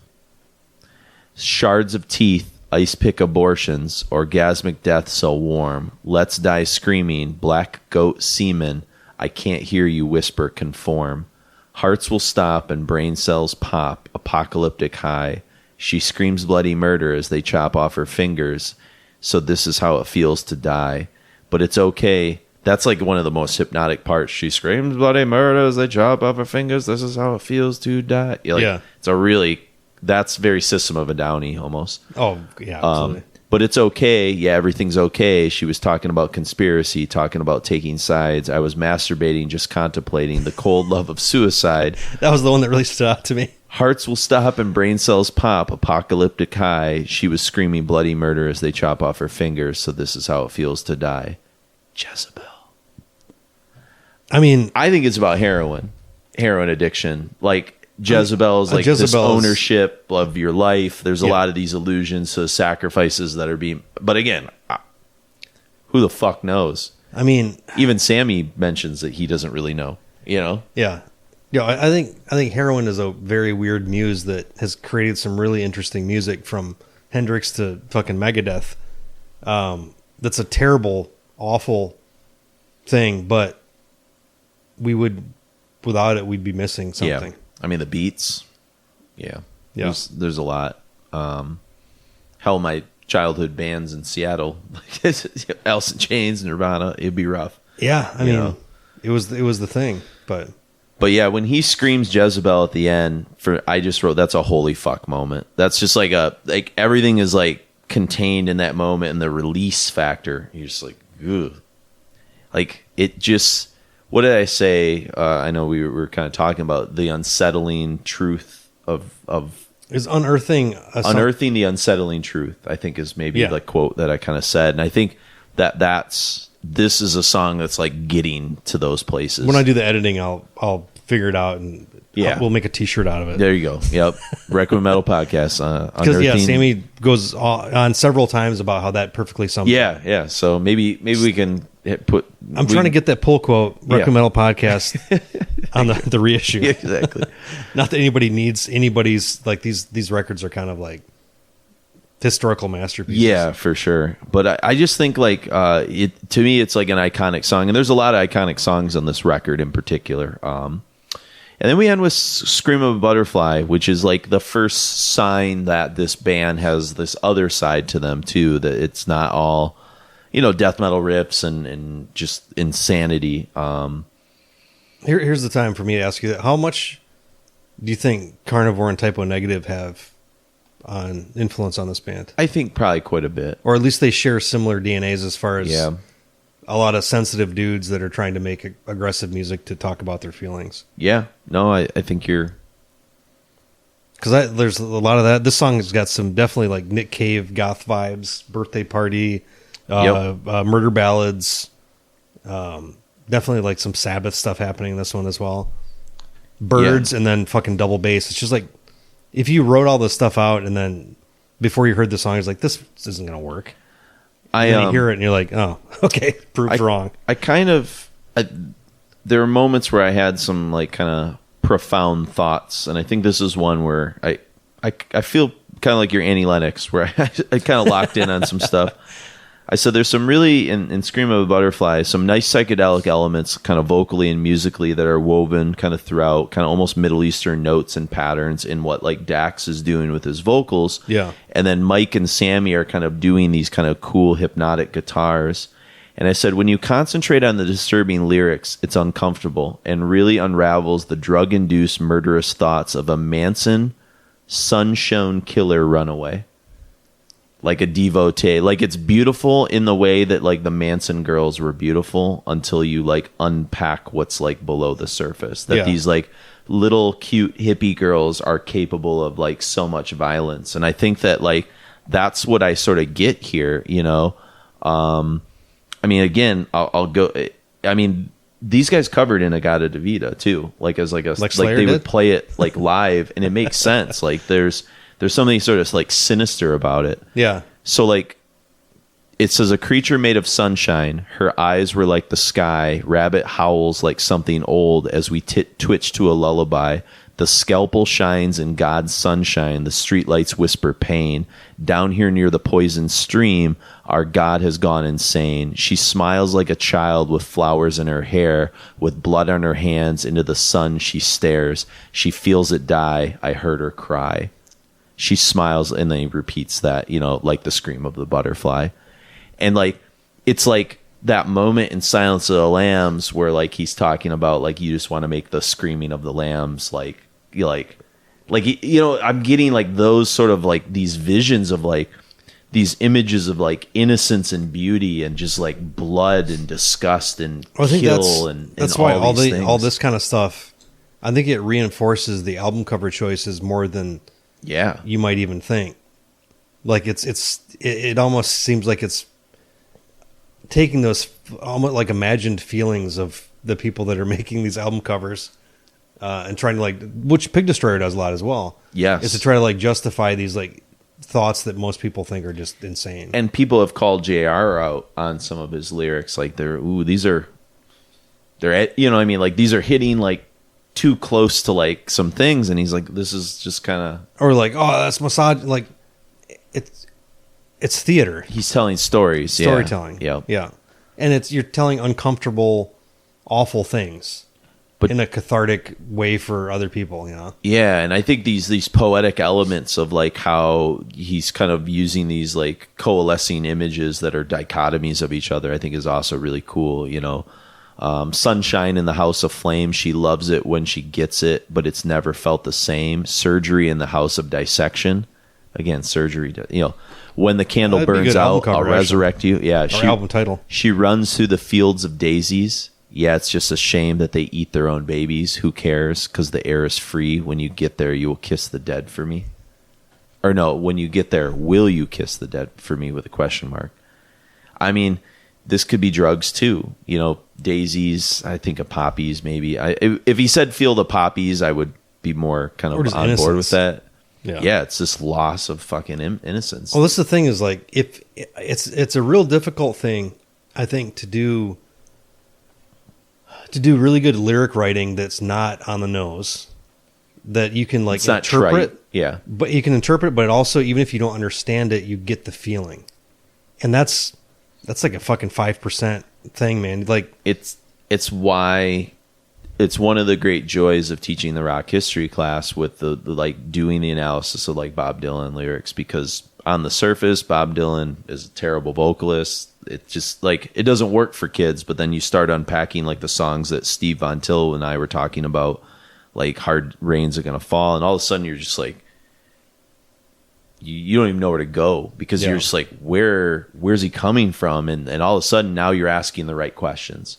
You're like in the middle of Eyes Wide Shut or a Lynch film, or, you know, right? Like now it's like, okay, why, you know, Tarkovsky, and you're watching Stalker. You're like, what the fuck is going on? But like, you need to know. Yeah. You can't just dismiss it as being dumb, because you know it's not dumb. Well, and it's not like a J.J. Abrams movie where it's like, I don't know where this is going, but I've got a bunch of ideas and people are paying me a bunch of money. Yeah. It's not, you know, don't worry about it. It's like, it's stuff that actually, like, questions that are answered, that you ask yourself, that are not, you're not looking at the art and saying like, what the fuck does that mean? Yeah. Like, but it's like, oh, what does that mean? It's like actually like you're interested in why. It's not a disparaging thing about the art.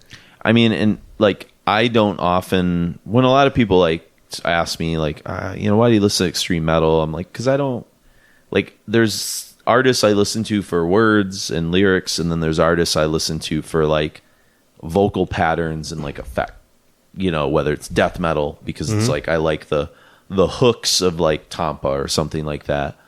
I don't really care what he's singing about most of the time. You know, it's mostly about feeling, I think. Yeah, and that's fine. But like, Dax is somebody, and we'll really get into this in part 3, that like I give a shit about what he's talking about on some level. Like, I'm not going to sit and read the lyrics all the time to Acid Bath, because it'll kind of fuck your brain up if you do that. But I think, you know, every so often to zoom in and like really absorb like a song is kind of interesting, to really like think about where he's coming from. Yeah, I think, well, for me, lyrics they're not the first thing. I know a lot of people really, that's like their number one thing. That's like the hurdle that a lot of people can't get over with extreme metal. Yeah. When I talk to them, they're like, well, I'm a lyric, beautiful voice person. I'm like, okay. This is gonna be a tough hurdle. Yeah, I get it. You know, but yeah, like my ex-wife was very into lyrics, lyrics. Yeah, and I'm more. It's a feel of the whole thing, and then when the lyrics are when it's something that's not just like somebody barking. Like, I don't care what Martin Van Druren's really saying. I just love his vocals. Yeah. But like with like Buckley or somebody, like you hear it and you're like, oh, I'm going to actually look at the lyric. Like, if it stands out and it's embarrassing, it turns me off.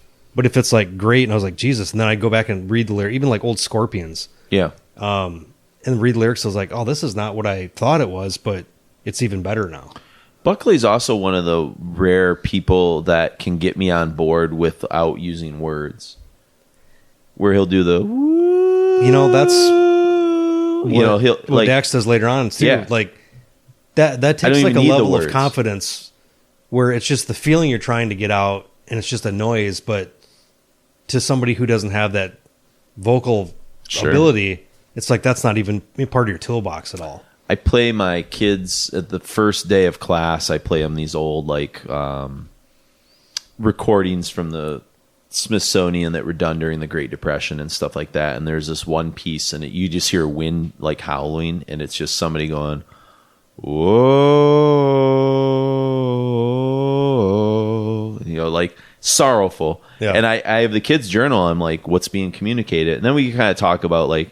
One song was just a voice. Another song was somebody just stomping like on the porch. Yeah. And I'm like, but you understood what was going on, didn't you? And the kids are like, well, yeah, I guess. I'm like, do you need words? No. Do you need a voice? No. Like, so you have to like kind of make kids aware of like what they think is a construction of what the rules. It's a pretty of music abstract are. idea for a high schooler. Sure, too. That's but it's cool okay. Yeah. I think it's important for them to know that like music isn't, and I think this younger generation is actually like hipper to it because they're listening to so much deconstructed music through hip hop and electronic music. But they have access to everything too. It's just envious, but also it's overwhelming. It's hard to navigate that. You almost need like a guide. To navigate that. I think a lot of times they're desensitized because they don't even really know where to start until like somebody shows them. So. But yeah, so I think there's a lot to sort of unpack with these three songs. So let's hear from Sammy. He's going to talk a little bit about Kite Strings, and then we'll hear Finger Painting of the Insane, Jezebel, and then Scream of the Butterfly. On the subject of him, not just with lyrics, but his kind of vocal approach too. That seemed to be one of the secret weapons. I mean, you guys had many, but that's one I guess we could talk about for a second is. What do you think he brought to the table, not just with his kind of abstract lyrics, which, I don't know, it almost fit with the music, his lyrics too. I was thinking about that when Mark was asking his question. It's almost like the William Burroughs kind of like cut up poetry sort of approach. And it's kind of what you guys were doing musically too. You were almost like putting these disparate pieces together that maybe if you laid them out, no one would make sense of it, but the way you fit them together kind of fit. So I don't know. That was something that kind of I was thinking about when you guys were talking about that. Is that sort of beat poetry kind of style or approach, both musically and lyrically, which is kind of cool. I don't know if you'd agree with that or if that's just a random thought that I just had there. I don't know. Yeah. I mean, Dax's lyrics are definitely poetry based. I mean, even, I remember I was hanging out with a teacher one night at a bar. I don't know how this happened. Hey, I'm a history teacher, so it's happening right now. We're hanging out, so there you go. Well, there we go. And she was like an English teacher or whatever. And she was talking about. She was a friend of my mom's. That's what it was. She was a friend of my mom's. We were at a bar. She was hanging out having some drinks, and she introduced me to her. And she's like, "Oh, yeah, she's a teacher at this school and all this." And it's like, "Yeah, my son's in this band." Blah blah blah. So we just proceeded to talking, and long story short, I started, telling her, started asking about the lyrics to the band, of course, because she's an English teacher, and I started telling her the lyrics, and that's what she said. It's like they're very poetic in a way. It's really dark and it's really disturbing, but it's very poetry based, kinda, Mm-hmm. So yeah, I would agree with you on that. Yeah. Well, all right. Hey, teachers, we have like a telepathic. She was speaking to me then. But I guess besides the lyrics, like his vocal approach, and even some of the stuff that you and Audie added with some of the highs and lows and screams, like. Did that just kind of happen by chance, or did you kind of hear Dax discovering the uniqueness of his voice, like as he's recording those two records? The potential of it, really. Yeah, the potential. Like, were you guys kind of like stop and stare at him sometimes? He's like, man, you got some Jeff Buckley, and there's Van Morrison, all these things that get thrown at him. Were you guys like, man, how are we in the band with this guy? I don't know if you guys had those moments where you stopped and were like, holy shit, this is different, Well, he was kind of singing like that when Golgotha was together, but I think that he kind of refined it when we started getting Acid Bath together. You know what I'm saying? Because he definitely, if you listen to the Golgotha demo, you could hear the beginnings of something that's there. And then I think that he just found his bitch, when Acid Bath, when we started writing these newer songs, and he just kind of, found himself with that sound that he creates, But as far as like me and Audie's vocals, that's just deicide worship, Yeah, and it's such a cool blend together, I mean, nowadays we're kind of used to it, after the Opeths and a lot of those bands kind of did the Beauty and the Beast and stuff. But that was, I don't know, in the early 90s, it was, you had My Dying Bride and a few bands that were kind of playing with that maybe, but I don't know. I wanted to see if you had any fond memories of your 1994 Cannibal Corpse Grave Samael tour. But, as far as that tour goes, you have to think, okay, you have Cannibal Corpse while the Bleeding album is out, one of the biggest death metal albums of all time. Peak Chris Barnes. Death metal was at its peak at that time, okay? And then you had Grave, which is a great Swedish death metal band, and you have Samael, which is a Swiss black metal band. And this is when death metal is at its peak, Yeah. People are into the growling vocals and the blast beats and all that cool stuff. Then you throw Acid Bath into the mix. Here comes Dax. Yeah. Yep. And people did not know what to think of us on that tour. Not to say that they were booing us or, have a bad crowd reaction. I think we kind of just confused people more than anything, because we weren't just like, growling and fucking double bass and blast beats the whole time. We were doing Acid Bath, and people, I think we just confused everybody on that tour rather than, kind of making new fans. We just kind of confused new fans, I mean, I was definitely confused. That was at your Toledo show. Oh, wow. Was that with... it was at The Club. What was there? There was another band on that show as well. Oh, goodness. Gutted. Wasn't Gutted on that show? Yeah. Yes. Ohio death metal band. Yeah, Ohio. Yes, because we had to use their equipment because something happened and our shit was always all fucked up. So we had to use some of their shit. Oh, I think I think it was just like, I've got a video, actually, a VHS of the show that a friend of mine recorded. And I think everybody played on the floor. I don't think there was a stage. Yes, there was no stage. I remember. Okay. I remember that very clearly. There was no stage. But I remember we played right before Gutted, and we had to use their shit because some of our shit was all messed up, or the club wanted us to use their stuff to make set changes faster or something like that. Yeah, it was a real rinky-dink operation. Oh, yeah, I definitely remember that. I remember that show very clearly.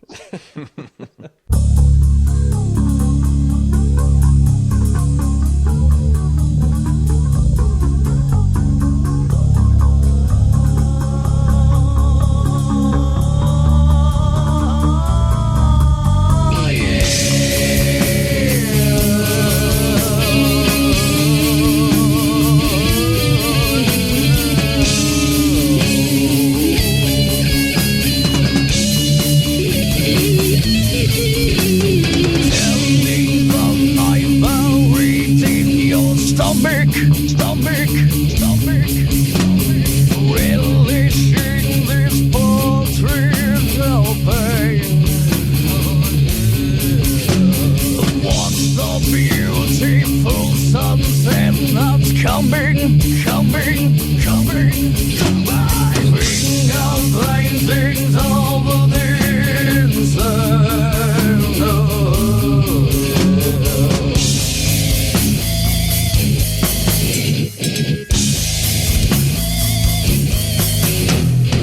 Come on and stay, realize me near. Down and isolate me, suck my fuck, my rib, down and my rock, my cut, my ending, fight me. Oh yes, dice me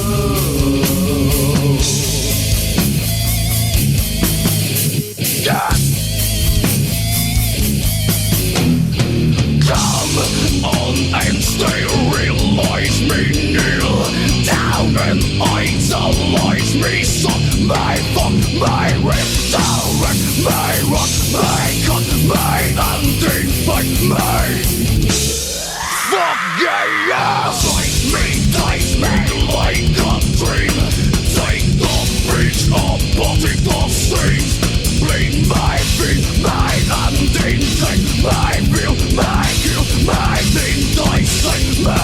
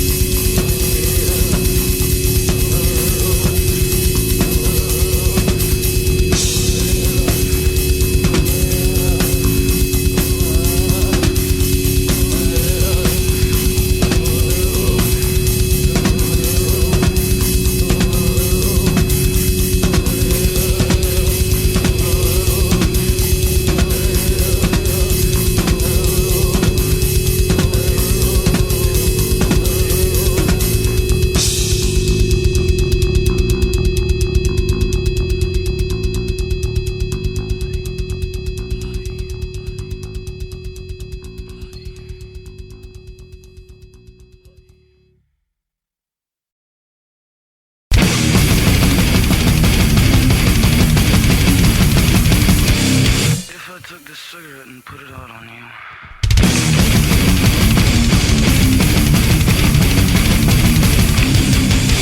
Would you love me?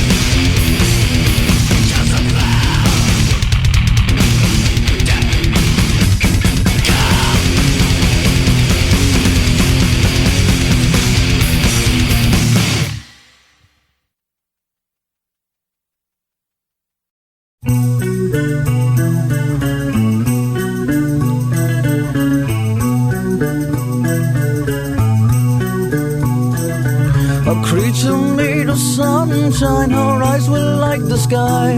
Her love was cold and stainless steel, like the scream of a butterfly. The scalpel shines in God's sunshine, the street lights whisper pain. Down here near the poison stream, oh God is gone insane. She smiles like a child with flowers in her hair, with blood on her hands, and to the sun she stares, she feels it die. I heard her cry. She smiles like a child with flowers in her hair, with blood on her hands, and to the sun she stares, she feels it die. I heard her cry, like the scream of a butterfly.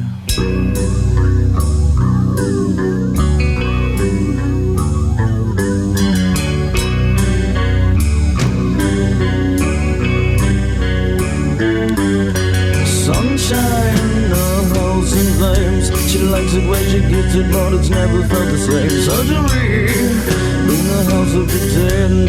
Don't forget to kiss me when I resurrect you. She runs through fields of daisies.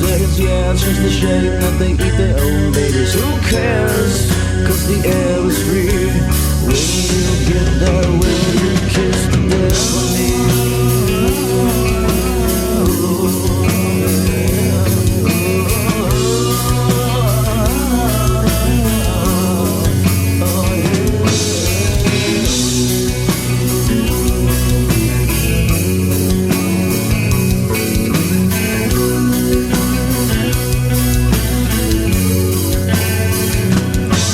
There's blood on the moon and the summer is cold. There's no in the room, but baby, heart's getting old. There's blood on my face, sitting on a dead shore. A highway of emptiness, and I'm getting bored. Yeah.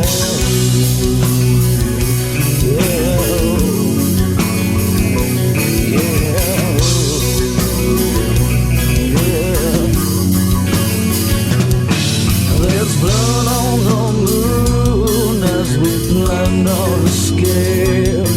The goddess in bloom, and God's grave. There's blood in the bed, oh baby, murder the kid. There's blood on the moon, there's blood on just about everything else.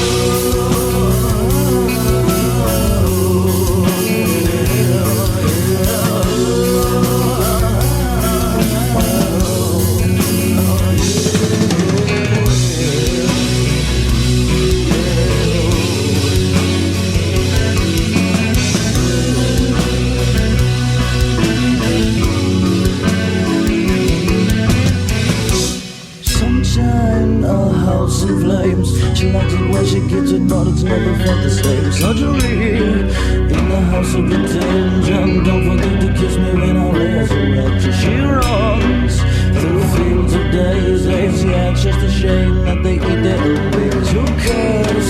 Cause the air is free. When you get there, will you kiss the dead for me?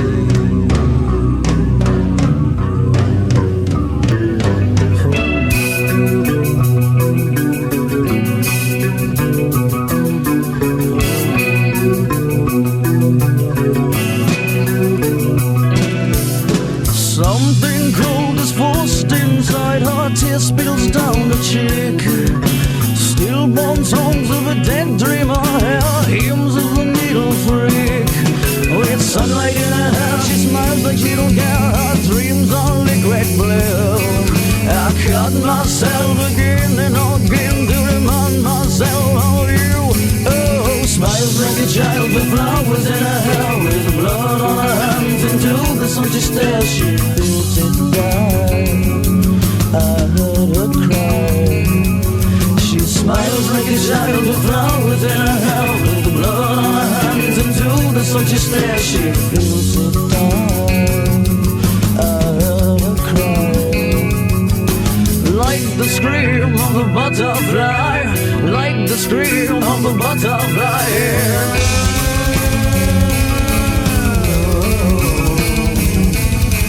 Yeah.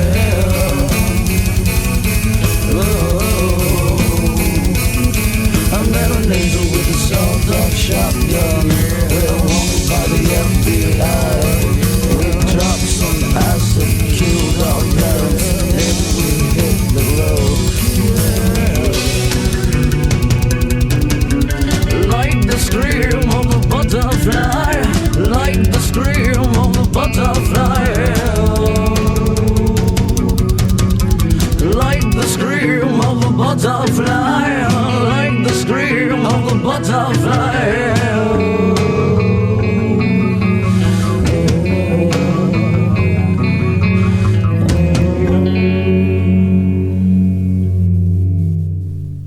That was Scream of the Butterfly, Jezebel, and Finger Painting of the Insane. Great song titles, by the way. They're very evocative. It's very I Hate God-ish. Yes. Right? There's like something about that kind of scene a little bit. And so we're going to kind of keep on chugging because we got a couple more.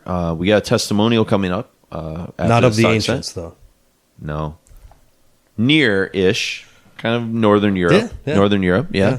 And then we have one more tidbit from Sammy that he's going to kind of reveal and stuff. So we're going to try and keep a little bit more staccato with these kind of parts because we didn't think we were going to be doing 3 parts on acid bath and the post-acid bath stuff.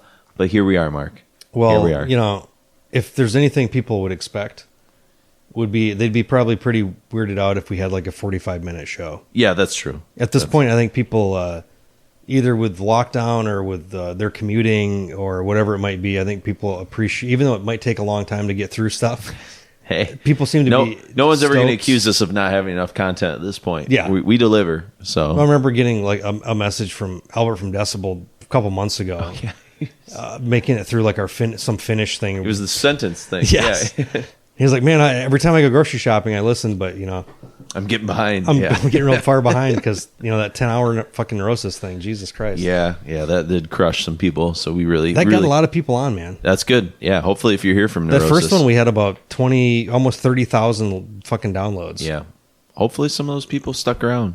The drop off was pretty quick, but that's to be expected. That's not that kind of content length isn't for everybody. And we kind of came into that was a pretty abstract way of approaching. We didn't really, I mean, we played some Neurosis in those first 2 parts, but it was like, it wasn't the sole focus necessarily. Yeah. It was the context getting to Neurosis. It's it was like a history lesson to get to Neurosis. It's a master level class. Yeah. It's not what everybody wants to hear. Yeah.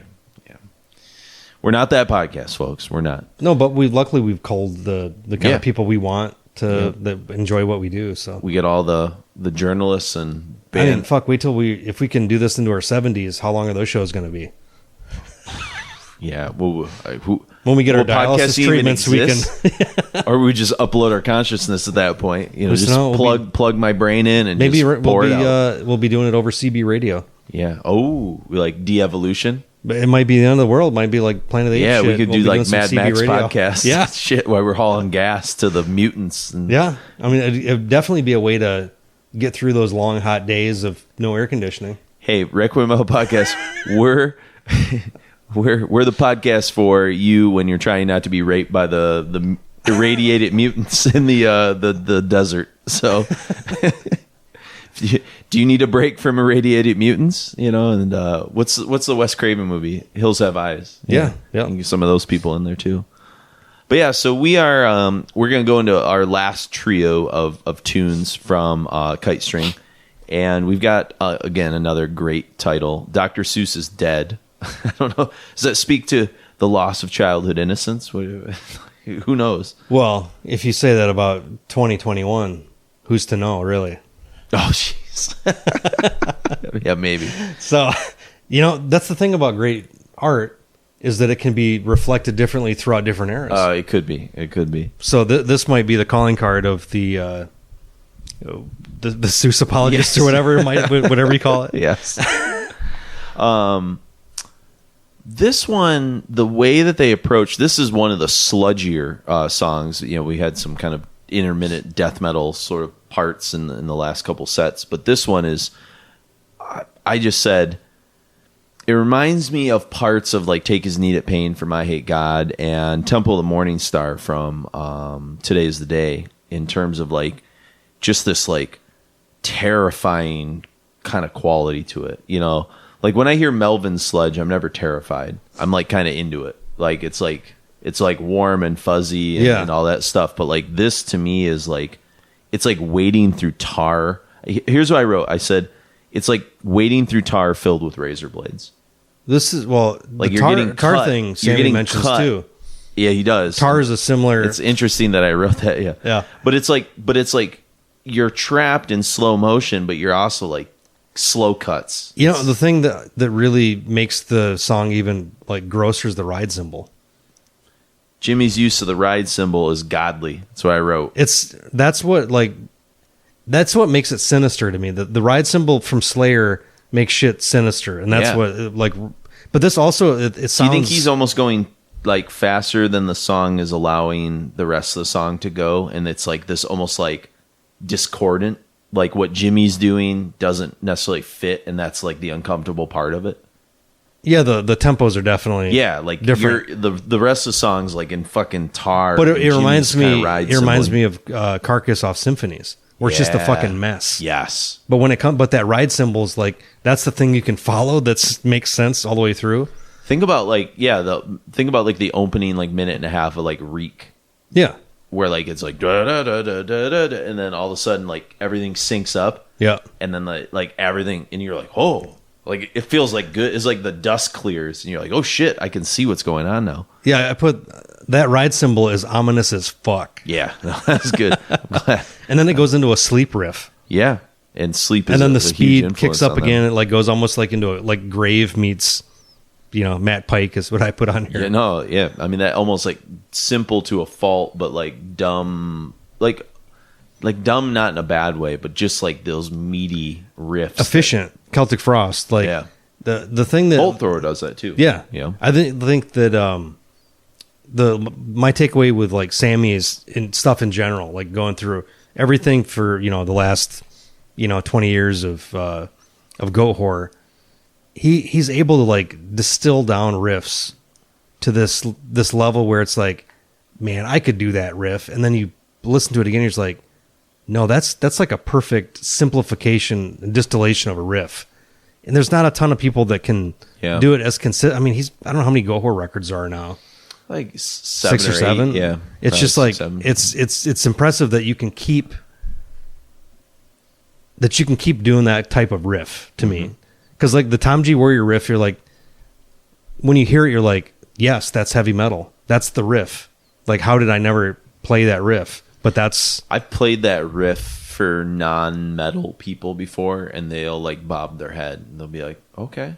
Like they don't love the vocals, but they're like, I get this. I get why this would be appealing to people. But if you hear that and like, okay, that's like every new album thing simplified. Sure, that's the key. I think Sammy and Tom G have a lot of similar DNA as far as like how they're trying to simplify and that riff to the most like the most base thing possible. Well, in a way, like I had heard, I think I got the Death by Manipulation cassette tape, like used at New Moon or something like that, and I liked Suffer the Children and some of those kind of songs, but I didn't really get Napalm. Like they didn't make sense to me. Like somebody played like old Napalm Grind and stuff, but it was when I saw him live with At the Gates back in '97, and it was the first time I ever heard Scum and live, and then that like it breaks down the middle in that Celtic Frost part, and like everybody went fucking wild at the Reptile House in Grand Rapids, and I was like instinctively just doing this, and I was like, what the like I was like, oh, I think I just figured out Napalm Death. Like I thought it was just all this blurs of speed, and just like I couldn't really wrap my head around like their grindcore kind of era until I heard like the title track, and I was like, okay, there's something bigger here that I'm not really understanding. I think that like that is stupid highfalutin as it sounds like that. I think what Frost did is they're like tapping into whatever that base human instinct to for like drum circles, Native Americans doing like that type of like where you instinctively just feel it. Yeah, it's a body. We don't riff. I don't think that's a super common thing anymore. I mean, there's dumb pop music that you kind of like can bounce around to, but as far as like a visceral like really feel it. Yeah, it's tough because I think what's happening is I think corporations are kind of trying to create that. And I think they have it, and I think kids think that they're getting it with like like Imagine Dragons is trying to do like anthemic, bombastic shit that feels important. Yes. Like, and it's very pseudo, and I get it, and it's fooled kids until they get like the real thing. And then when they actually hear like stuff in my rock history class, they'll kind of be like, okay, and I'll kind of explain, I'm like, this has like a soul. This is coming from blues. This is like the Mississippi Delta. Like it's in the DNA here, and this sort of electronic kind of organic or inorganic, excuse me, sort of it's like pop music. It's very artificial. It's frivolous. And it can be, it can be entertaining, but it doesn't have any real weight. No, I would say like since probably for the last like 25 years, pop music, mainstream pop music has been so like saccharine and lacking of anything. Like that whole like, you know, the Britney Spears era. Except for Toxic. I'm going to go on a limb. It's a masterpiece. But that's an exception. Yeah, it's an exception. But like generally everything was like, because that was the you know the boy bands, the girl bands, like everything. I think the was restart in the late 90s when MTV it was manufactured. It wasn't tried real. to get like MTV almost kind of lost the youth culture for a moment, and so did like CDs in the 90s, because it didn't make sense for a moment, because when Nirvana like sort of broke all the rules, all of a sudden all the rules of power ballads and the formula for like selling that kind of rock kind of went out the window. Yeah. And they kind of lost the script for a few years, and like kind of the madmen like were ruling the right. It was like, well, I think that's a cycle that like you look at the cinema did it a little cinema bit in the too. 70s too. Cinema in the 70s, yeah. And I think cinema coming up pretty soon is going to do the same thing, because nobody gives a shit about these huge $200 million movies that are. I think it's going to scale everything down. You got to scale it down, because when has a millionaire ever made anything art-wise? I'm not talking about cars or any of that shit. Art-wise, that anybody ever gave a shit about. I mean, that's I get the sentiment. If you have everything at your fingertips, Yeah. you're not going to make anything that has the staying power to people, I don't think. I mean, I guess like I my disagreement with that would be is I understand the sentiment. I think 99% of the time you're right, but then I think you do have your Scorseses and your Tarantinos, and those guys are probably, I gotta imagine, millionaires. But they're Sure. rare.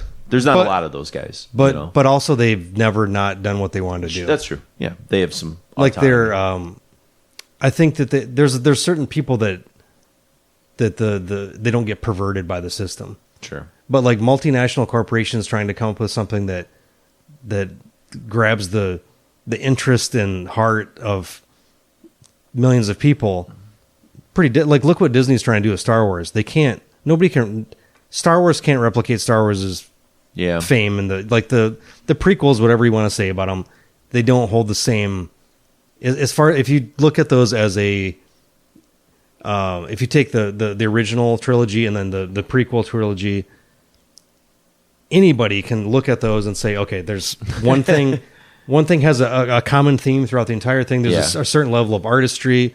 I think Gary Kurtz kind of like steered, him back, like Lucas back on the track a lot for that stuff. So I think when you like, that's why the visual equivalent of the music that I was talking about is the prequel trilogy. Yeah. It's a guy that has unlimited pockets doing whatever he wants to do, surrounded by people that won't say no to him.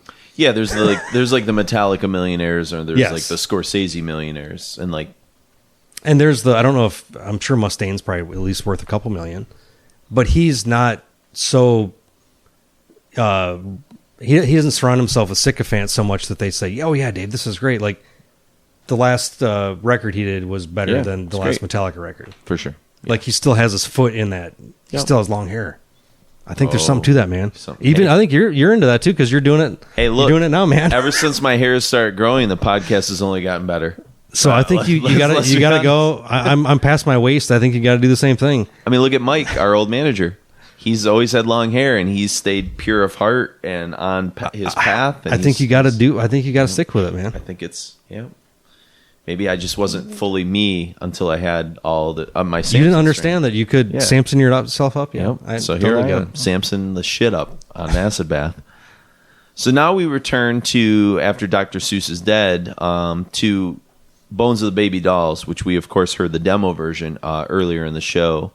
And I think what's cool about this song, we didn't really talk much about it. I just kind of hinted at that we come to it later. But now that we're hearing like the polished version, to me, this song really hints where Dax is headed as a musician and a vocalist. Yeah, I would agree. I think I got some weird points on this one. Haunting atmosphere. What a secret weapon he is. I know we talked a lot about the bass playing and the ride cymbals and stuff, but like Dax is really this. He is now revealing like, stick with me, and this band will be something that people are going to remember. And here we are, 25 years, whatever, plus years talking about 27 on this one. 27 on this one, 25 on the next one. And I just said it's a bleak, defeated song. It has this like kind of European classical folk melodies that emerge around like the 145 mark or so. And it reminds me of like how like In Flames would use like Kebnekaise and even like Dark Tranquility and Sanity's Crescendo. We're in the stuff same like that. kind of. I put it's reminds me of slight notes of Opeth, but also Bathory Viking era. Yeah, it's definitely like it's like that European classical, the weird like triumphant but not major chord, but it's still stuff. Melancholy. Yeah, absolutely. Yeah, that's cool. Yeah, no, Insanity's Crescendo is the song like I was thinking of from what's the third Dark Tranquility record? After Gallery. It's got Zoda's Jackal Light, Insanity's Crescendo. I can't think of it. It's just like escaping me. I know. My brain's only we has know so what it many is. pockets. We know what it is, folks. I just named 2 songs on that record, so I just can't think of it. Mind's Eye? I think so. I think it's Mind's Eye. Yeah. You know what? Also, there's some weird vocal things that I noticed. Okay. That this took about 6 times listening to the record. I think him and Billy Joel Armstrong share some vocal.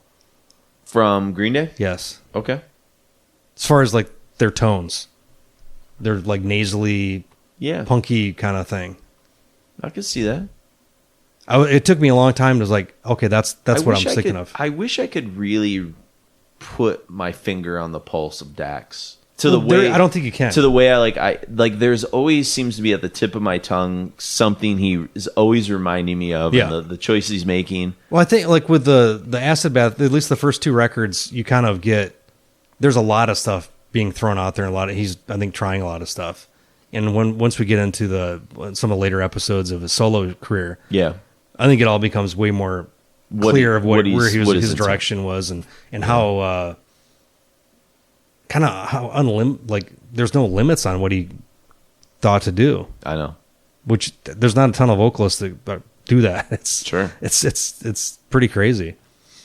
So he sort of goes from like this to Tranquilized, and Tranquilized is much more of a warm, Sabbathy, hooky. It kind of hints at where he'll take some of these. I think he'll take ideas from Tranquilized into like Agents of Oblivion, where it gets a little bit more Queens of Stone Age and some of that kind of stuff. And so, again, a very diverse trio of tunes. You might be like, wow, we're playing a lot of songs from Kite String. Well, you're getting a lot of shades here. Like to me, there's no 2 songs that are like that similar. They have like moments. There would be like a Carcass riff here and a sludge riff there and a sleep riff there, but hey man, it's all the sky's wide open. It is kind of affirming that a lot of the stuff that we heard, Sammy kind of like said, it's like, okay, cool. Yeah, it's good. It's kind of like when we talked with Neurosis and he was kind of like, it's just cool to like, we're getting it. We might actually be okay at this. We've been doing it for Imagine that. This is the 13th year. Hey, maybe you people listening out there, maybe we know what we're doing. Maybe that's why you keep coming and listening to us. I don't know. We might not. So hey, we're if you look back at the annals of podcasting, we're right there at the beginning. We're old fucks. So speaking of old fucks and cool annals of right at the beginning of Swedish death metal, not annals. Not anals. Yes, no, annals. We did talk about like some Grave riffs, and it just so happens that we have somebody from Grave that we're going to hear from before we hear this trio of tunes. Mr. Jorgan Sandstrom. Yeah, from Grave. Vocalist? vocalist, bass player for Bass player, Grave. yep. He was in Entombed. Ola was the guitar player, correct? Yep. Yeah. Ola Lindgren. Yep. Yeah, and then he went on Then he was with Entombed for 6-7 years. Mm-hmm. Like the height of their like to Ride era up until I think Jesus, I don't Just even know. after, like, was he on Serpent Saints and that kind of stuff? No, he wasn't. He didn't go that far. I think he was maybe up in Morning Rise? Uprising? But not might have been Rise. Uprising. What's Morning Sun? Morning Star. Morning Star. Yeah. Yeah, I'm getting. Lucifer, the Morning Star. Yeah. But yeah, he's also like the Hate. What the hell is it? Something. The Project Hate. Oh, yeah. He's also. I have that. record. I should really have. He's got this other new death metal thing that he's been doing that's on Bandcamp that I bought last year that I forgot what it was about. But he was on that. What the fuck is that? He was at this podcast that's named after a Pestilence album that I can't think of now. Testimony of Ancients? No. Consuming Impulse. Look up Consuming Impulse Jorgan Sandstrom on YouTube. Oh, yeah. It's a great 2-hour interview. He does interviews with Is that with Dave from that's the guy? Neurosis. Yeah. and- That's a great little podcast there. But it's just he does a lot of interesting interviews with people that don't normally get that type of, I guess, platform to talk that much about stuff. And Jorgen's a really sweet, well-spoken, super interesting guy, but just he's just a very nice, kind person, which is always weird. Sure. I mean, it's just funny in this type of music, but it should be pretty clear that a lot of people are that way. But Was it Cardinal Maniac? for Jorgen stuff? Yeah. For the No, new it was one? something else. It was a buddy of his from Crux. I think he was in No. Red Harvest that they do this thing together. New Javlar? Shit. I'm looking at Metallium in terms of what stuff he's sort of been doing. Yeah, so he was on To Ride.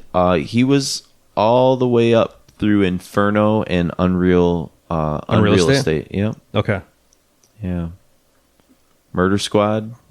Oh, he did guest vocals on Death Breath Stinking Up the Night too. Oh yeah, that's right. Great record. So Yeah, well, I mean, yeah, other people can find them. Yeah, the Project Hate, MCM, XCIX, whatever. I think it's a date. It's a Roman the vocals numeral are. I'm for some not a. yeah. I'm an American. We just do whatever. No, we don't believe do in Roman metrics numerals. or Roman numerals. Past 5. yeah. Fuck that. If it's not like a movie sequel, we can't. Nope. We can't. I can figure do it out. X. X I know is 10. So That's true. L I think is 50. I think I kind of. We don't go that far though. So we've got Dr. Seuss is Dead, The Bones of Baby Dolls, and then we got Tranquilized. But right before that, we will hear from Jorgan from Grave. Bitches leave. Hello, my name is Jorgan Sandstrom. Back in the early 90s, I was in the Swedish death metal band Grave. We did a tour in 1994 with Cannibal Corpse, Samael, and Acid Bath. It was a 4 weeks tour in the States. And Acid Bath had just released When the Kite String Pops, and we're out supporting that album. And lucky for me, I got to see them almost every night on that tour. And what I saw and what I remember from it was a bunch of hardworking young kids that loved to play their music. They were a lot different than us, other bands on that bill, and only had the opening slot for maybe 20-30 minutes. So it was hard for them to get through to the audience some night, as it is for opening bands, I guess. But they didn't give a shit. They gave everything, every single night. And I instantly became a fan of the band. I loved their blend of music. It was everything from crushing death metal to doom, classic rock, blues, hardcore, sludge, you name it. And they were such talented musicians that they could actually pull it off. Not many bands can have that kind of variety in their music and pull it off. So that's what I remember most from that tour. They turned me to a fan pretty fast. after that tour, Grave did a few weeks on our own headlining, and every night they played there. I had their When the Kite String Pops CD in my Walkman, and it's still one of my favorite albums of all time.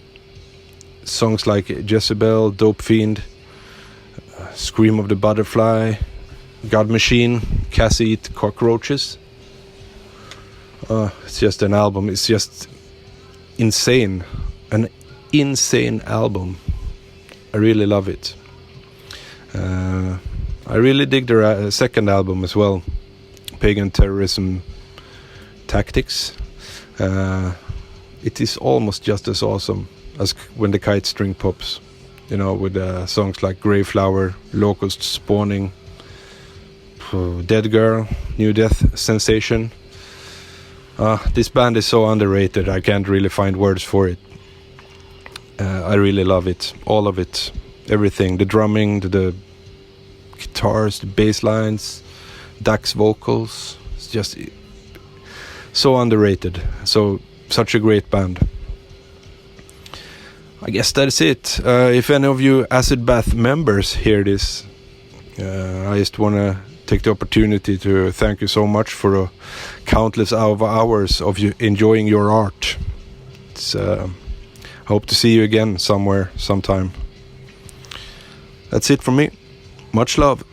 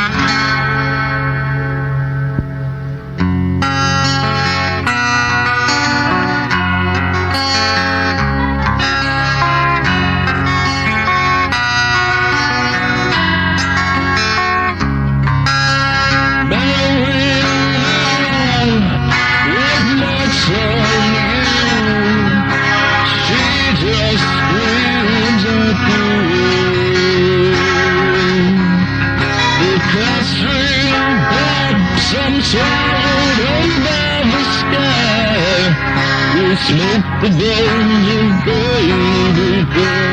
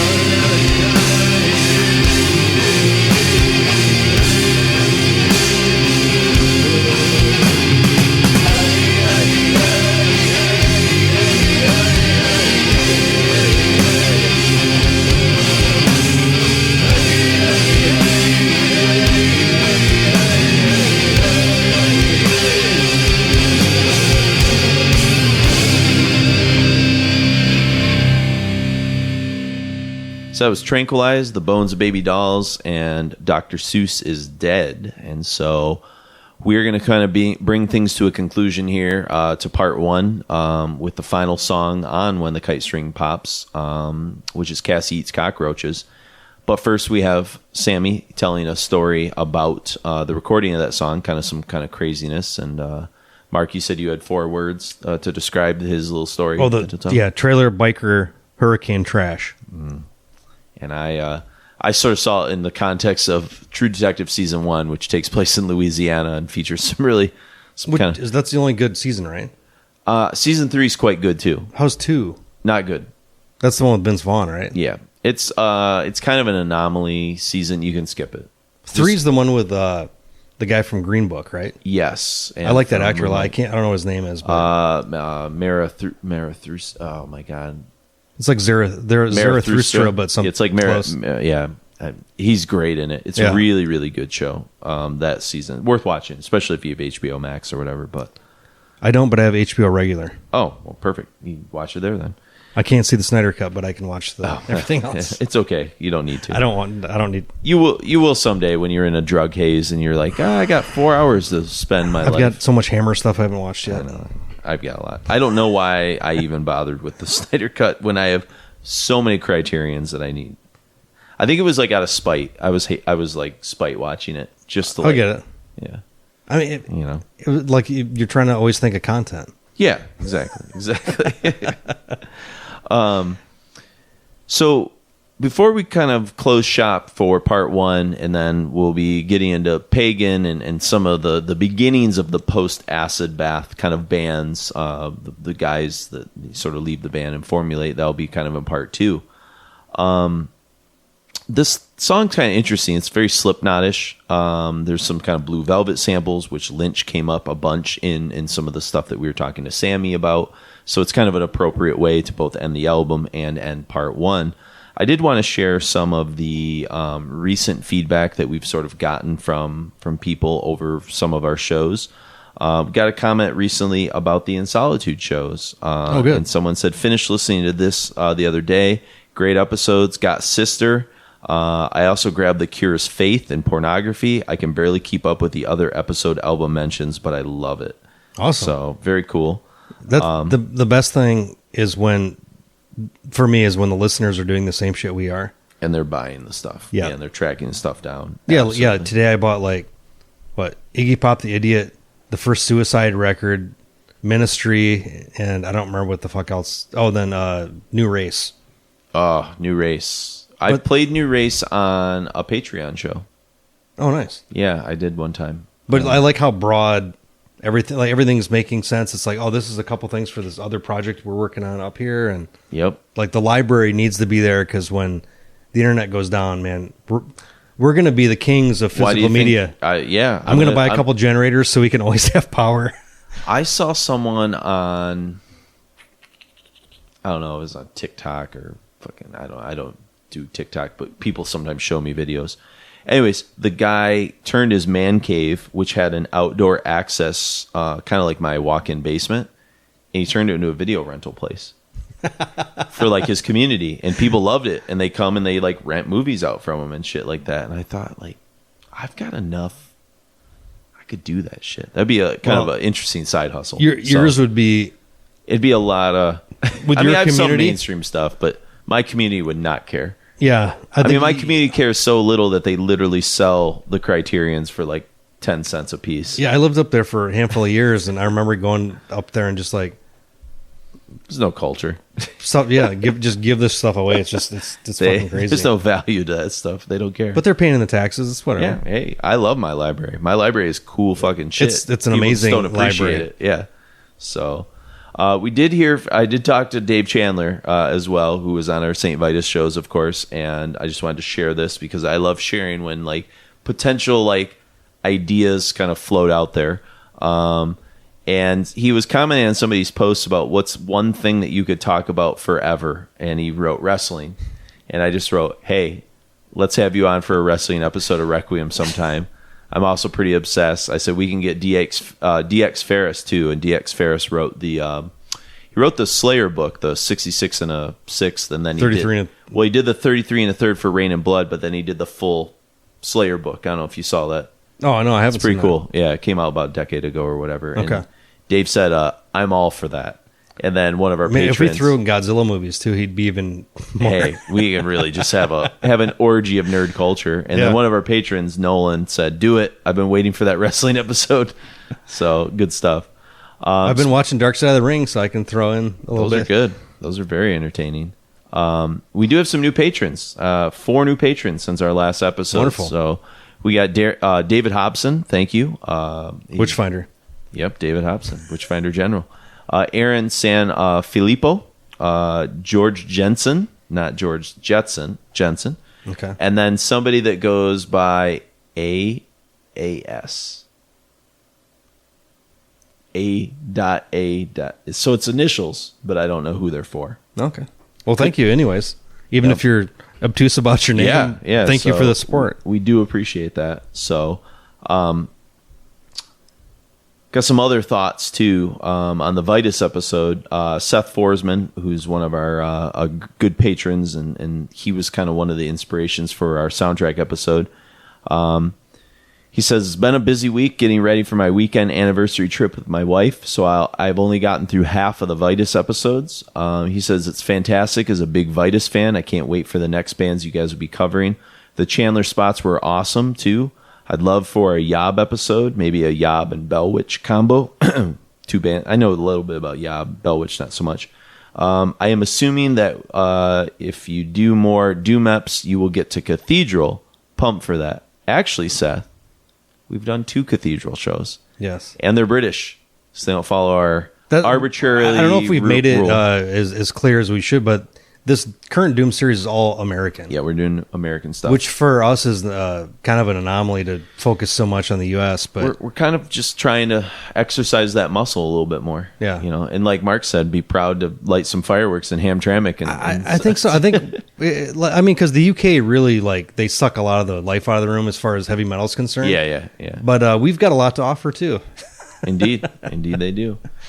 Got some feedback on the anarcho-punk episodes as well. Michael Cabernet says, let's see. I think I said, hey, let us know if you were okay with these non-metal episodes. And he says, I'm fine with y'all exploring outside of what is canonically. Thank you. It's been a long day. Metal. Nolan Bradley said, I really enjoyed it as a nice change of pace. I really enjoyed the historical deep dives that I've mentioned before. Anarcho-punk really isn't my jam, but once you guys got to Conflict and Amoebics, I was in. As a side note, I could listen to Ian tell stories for hours. He has a very soothing voice. Very soothing, yes. And he's written, 500,000 pages about thrash and punk. Punk, yeah. Those books are, everybody needs to go out and buy those They're books. good stuff. Yeah, the Burning Britain one, I read thinking we might be able to do both at the same time, but that would have been that's going to be down the road, yeah. That's down the road. And then his thrash book. Yeah, get that thrash, yeah. That's I bought it. I've not even cracked that thing yet. So it's crazy that it's as thick as a phone book, and we only thought there was 4 Acid Rain and Onslaught and handful of bands Sabbath. Yeah. I love to be proved wrong. I know, that. it's great. fun. Our patron in Taiwan, Luke, said he's listened to part 1. He says, so far I'm enjoying it. I can't say that anarcho-punk is my favorite, but I'm always along for the ride. I trust you too. See, this is one of those things where I think that punk and metal are so closely related, but most people don't do deep dives in opposite sides. So I think it was great that we could get Ian on to really go deep into. I think anarcho is as important to metal as anything, really, sure. Especially extreme metal and it's extreme UK stuff like Bolt Thrower, Carcass, Napalm. None of that would exist without that stuff. Sure. Fellow podcaster and fellow Decibel co-employee with Mark, Joseph Schaefer, who's been on several of our shows. Yeah. He says, well, I learned that I will just never like Crass. And he laughed, haha. He says, but the Amoebics and Anti-Simics bit was really great, and the stories about the culture were very informative. I am excited to hear Discharge in the future. Glenn Booth said, I've really enjoyed the 2 anarcho-punk episodes. Though you were preaching to the converted, Amoebics and Rudimentary Peni are already favorites of mine. The insight into Crass has been interesting. I really like Christ the album. Never really heard Conflict before. What an eye-opener. Poison Girls, too. I've got Mr. Glasper's Contract in Blood book. Going to keep an eye out for the punk books now.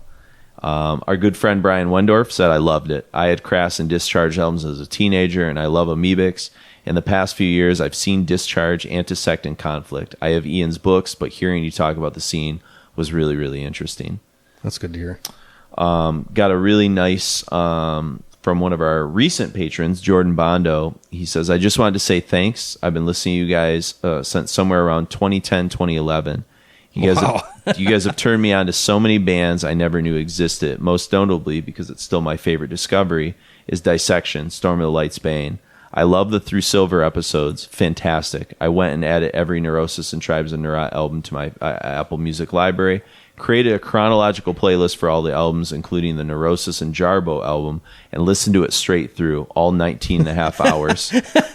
Boy, that was rough. That's amazing. But I loved it. I've got to say thanks again for bringing up bands like Swans, Joy Division, Zounds, and Killing Joke. Those bands are great. Most of the bands in the thrash series I wasn't familiar with either. You guys are a little older than me, but not by a whole lot. I'm 38, and every time you guys talk about what it was like in high school, being a metalhead or downloading music or whatever, it just rings so true with me. I love it. The talk in the episode, I think it was either Anathema or Sentence, about that everything had to be extreme, literally made me laugh out loud.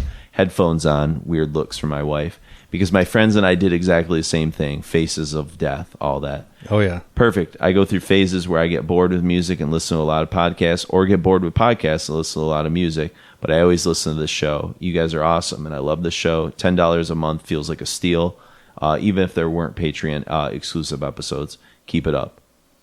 Couldn't really say anything better than that. That's fantastic. I love succinct. that dissection as being like a big find, but also followed directly by like loving the Neurosis show. Yeah. It's like that's us. Well, and speaking of kind of diverse letters, I think I read the beginning of this on a previous episode, and for some reason it cut off, and I realized we didn't read like the real lion's share of it. So it's cool. It's from a Patreon, Nick Harburg. This is the part I think I did read. He said, this episode was fantastic. Discovering Crass when I was younger changed everything musical for me.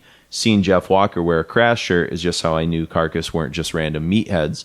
Dave Edwardson wearing a Final Conflict shirt got me into Neurosis as a kid. So I think I read that part, and then we just didn't read this part. Crass became the litmus test for what punk was. How could you take Sex Pistols or Ramones seriously after hearing Crass? It made it difficult for me to get into the Florida scene. Sure, Chapel of Ghouls is unstoppable, and Chuck Schuldiner is brilliant, but the world is on fire, and they weren't using their music for good. At least that is how my 13-year-old mind worked. I was proud to listen to the anarcho bands because they gave a shit. Luckily, grindcore, crust, power violence, and D-beat taught us you can play heavy music and believe in something. This is an oversimplification, of course, and I know that. I take comfort knowing that without Crass, we wouldn't have Brutal Truth, and the Sex Pistols gave us Hot Topic. It's kind of true. Yeah.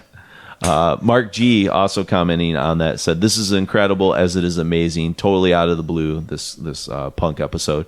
Completely brilliant. Like a journey back in time for me. It even filled some gaps and missing links. Thank you. Sincerely. So lots of really, really good stuff. And I'll share one more, and then I'll save the rest for multiple parts. But another one of our patrons has been checking out a lot of our old episodes. And so I'll stick with the punk one because she kind of talked about the punk one. And she doesn't really want too much name check, kind of wants to be sort of anonymous, but I'll just say Jess. She says, I finished the British Anarcho-Punk episode 1 this morning. I really enjoyed it. You clearly put a ton of time into researching and preparing, which made the conversations with Ian flow really well. The historical context and descriptions regarding the intensity of going to the live shows at the time helped me to appreciate the music more. The Crass recordings seem a little thin, like they were recording in an empty room, but after listening to the talk set, I could envision them playing in front of an enthusiastic crowd of loud teenagers packed in a small club, chanting along with a vocalist about rising up against, quote, the system. To generalize, the music seemed to have fairly simple treble-heavy guitar lines and drummers that ride the snare, which puts a lot of emphasis on the bass guitar to fill the low end, which I really liked. There's, of course, a huge emphasis on lyrical content and vocals. I personally like the vocalist for Poison Girls a lot, and I thought the music was more well developed in the songs by Flux of Pink Indians and Subhumans. All that being said, I want to listen to the whole episode again from the beginning. It was a lot to take in, but it was wonderful and truly well done. Excellent work. And then she wrote, I should have waited to send my thoughts till after I listened to part 2. Conflict is awesome. And they wrote a song called Meat Means Murder. Now I can see how all this is pulling together and getting heavier. It's way cooler than Morrissey too, yeah. I'll finish listening tonight. And then one last part that she added on. Icons of Filth and Antisec were great. I had to laugh out loud of Antisec's description of Crass. Quote, their politics were great, but the music was too tinny and shit sounding. She said, that's exactly what I was trying to say, but I'm clearly not eloquent with words as my British punk comrade. So pretty cool. She went and said, I actually loved part 1 a lot. I learned a lot. I listened to a lot of Clash, Sex Pistols, Ramones, and Dead Kennedys in high school. I probably still remember all the words of those songs. But honestly, I didn't know much about Crass or this whole scene. So it kind of goes on from there. Yeah, I'm glad people dug the punk, because that was a brave. I don't know if it's a completely. It's not really a left turn, but it's like definitely outside of our normal realm of what we usually do. But it's such a close neighbor that I think we'd be remiss if we didn't talk about it. I mean, we've talked about so many bands that came from Amoebics and came from a lot of that Swedish stuff was drawing on that, and Voivod. I mean, shit, Voivod, there's Napalm, so much. All those bands. I mean, it's like Ian kind of said at the end of part 2. He said, honestly, if we add one more band to the end of part 2, it's probably Napalm. That's the next evolution. That's where you got to go. And so that's this whole ever since the beginning of getting into the extreme metal thing. It was always super evident that it was all about the D-beat. The crust, whatever that means to certain people. It's a term that's not necessarily universally accepted. But all the dirtier, the GBH and all that kind of shit, that stuff was absolutely the next. It was the thing that put us into the next level of extreme metal. Yeah, for sure. And, most people will say Discharge changed everything. Yeah, Discharge and Venom is a huge thing for they're kind of diverging things, but they're kind of doing the same thing. Well, and speaking of which, as Sammy said, earlier in the show, the only band that all 5 guys in Acid Bath agreed on was kind of Venom.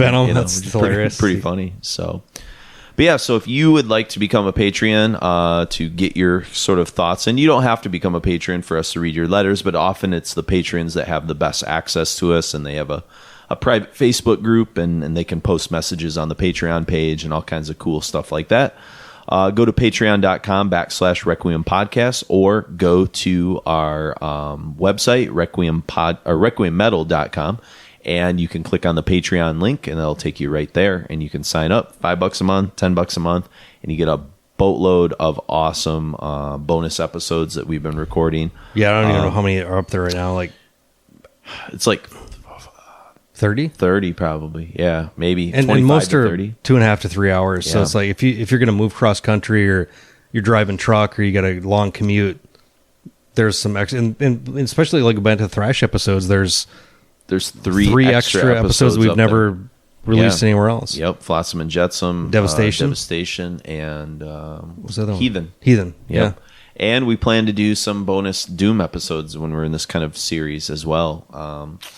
Maybe Solitude Eternus, and maybe some other things, so who knows? And so, it's a way for you to sort of support the hard work that Mark and I are putting in. I mean, tracking down Sammy, putting all this together. It was a lot of work, and we had to retool a lot of things. Well, this year too, especially since we've been on a weekly schedule for a couple months. Yeah, it's been a couple months, if not more. We did it during the thrash series, then we just kind of took a little. Yeah, slowed down a bit. But since the Neurosis episodes, we've really tried to up our game a lot. We put in way more time than normal. Editing has been way different than it has been before. It's like a part-time job. Yeah, that we like. There's a lot happening. Yeah, but we enjoy it a lot, and the amount of support we get from people is great. And most of that, I would say, 95% of that money goes directly back into. Buying albums for research, buying books, paying for our web hosting, all that kind of stuff. Pretty soon I'm going to have to do a big tech upgrade. Yeah. We're getting close. And that money's going to start, coming out of that, I think. Yep. So we're doing it for you guys to make the product better, and this way we don't have to have advertisers. We don't have to try to pimp something we don't give a shit about. Yep. We're doing the stuff we care about. You care about it. You're showing us, the value for value model. We very much appreciate it. Yeah. So please, if you've been on the fence, this would be like the time to do it. Also go to iTunes and leave us a review, rating that kind of bumps us up in the kind of search engines and things like that. Like all listeners, not just patrons, but it's really easy. I just, even if you don't use iTunes and Apple for your podcast, just go leave a quick message for us. That'd be awesome. That seems to be the only way I ever see. I don't think Spotify has anything, right? No, not really. Not that I've been able to find. So, or nobody's on Podbean or some half of these other things. I as far as ratings are concerned, work probably best on Apple. It works with Apple the most. And if you're new to the podcast and you want to find a bunch of our old episodes, and we have a ton of old episodes. Those are 160 that are on our website.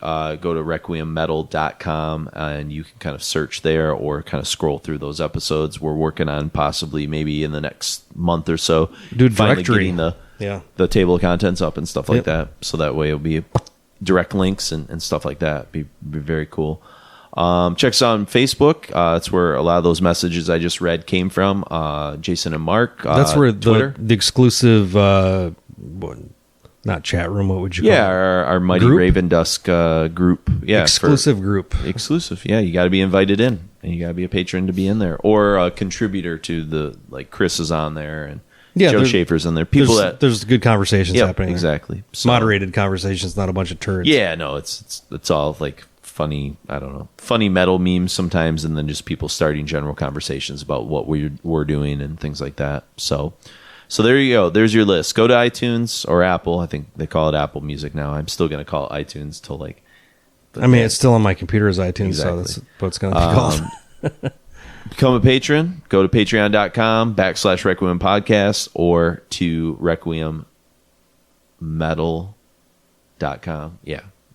It used to be Requiem Metal Podcast. I know. It throws me off sometimes. And then, check us out on all those other places. Get a hold of us. Give us some feedback. And keep on keeping on. So we're going to end tonight with one last sort of thing from Sammy in this episode, where he's going to kind of set up Cassie Eats Cockroaches, the aforementioned song. And then we will be back with Pagan Terrorism Tactics. 25th anniversary this year, buddy. You better believe it. Yeah, and Sammy is going to talk a little bit about some of the cool stuff they're doing for that. So pretty neat. So for Requiem Metal Podcast and Acid Bath Part 1, our Doom series, I'm Jason. And I'm Mark. One of the ones that really stood out was one of the last songs we wrote for the record was Cassie Eats Cockroaches. Okay. And the reason I guess it stands out to me is because we just tried to write the most crushing song we possibly could, and I remember we were writing it, and where we were rehearsing, it was this old trailer park that had got hit by a hurricane. So it was like all these abandoned trailers that were just, half of them were fucking ripped out, and it was just like post-apocalyptic Mad Max kind of thing going on. And there was these biker guys that lived there. And we didn't have a practice room. And, it was very hard to come across rehearsal rooms where we were living, like down South Louisiana. So these guys let us just like take a trailer that was like devastated by this hurricane and kind of fix it up. And they had electricity in it and just let us jam in it like whenever we wanted. That's incredible. Yeah, I remember when we were writing Cassie Eats Cockroaches in one of those trailers that we probably shouldn't have been in, but it was just, for some reason, it was one of those songs that just kind of happened really quickly. Like it was just part after part after part that just like within a matter of an hour, we had that song written. And I don't know if Satan was watching over us or something, but it everything just fell into place, and nothing was like, well, let's change that or change this. It just straight through. Huh. It just happened, and we're like, that's it. It's done. The song's finished. It's awesome.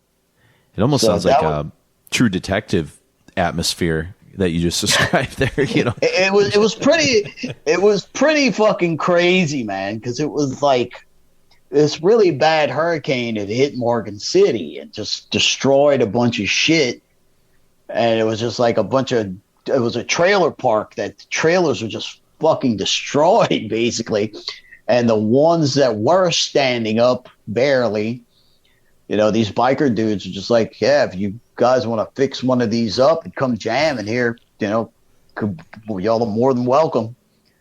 Because I think we sorrow. Yeah, I think we used to buy weed from one of the fucking biker dudes. I think that's how we kind of hooked it up. There you go. That's funny. Yeah, I mean, I guess before we leave, When the Kite Strings, that record sold like, I think I was reading, like 40,000 copies.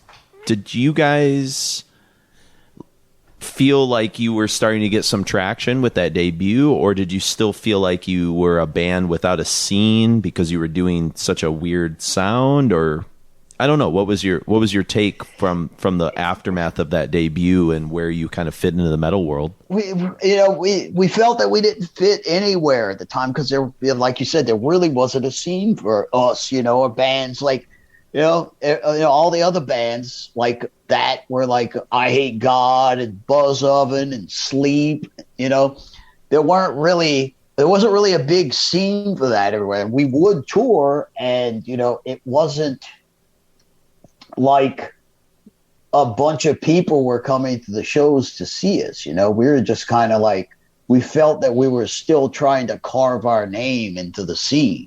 You know what I mean? Mm-hmm. So it was just like we were at right after when the Kite String Pops touring cycle ended and we started working on Pagan Terrorism Tactics, we felt that we were still we still had a lot to prove, you know, and we still were looking for our spot in the universe, you know? Yeah, because you guys were only around for 5 years, right? Together? Yeah. And that's, when you're that age too, going that quick, it's pretty incredible looking back how quickly things changed from album to album in just a couple years. Like the progression is kind of staggering. Yeah, but we toured so much on Kite String that we were definitely ready when we were starting to work on Pagan, you know. You came towards me with the light like it was the light of heavenly grace, and the first thing that flashed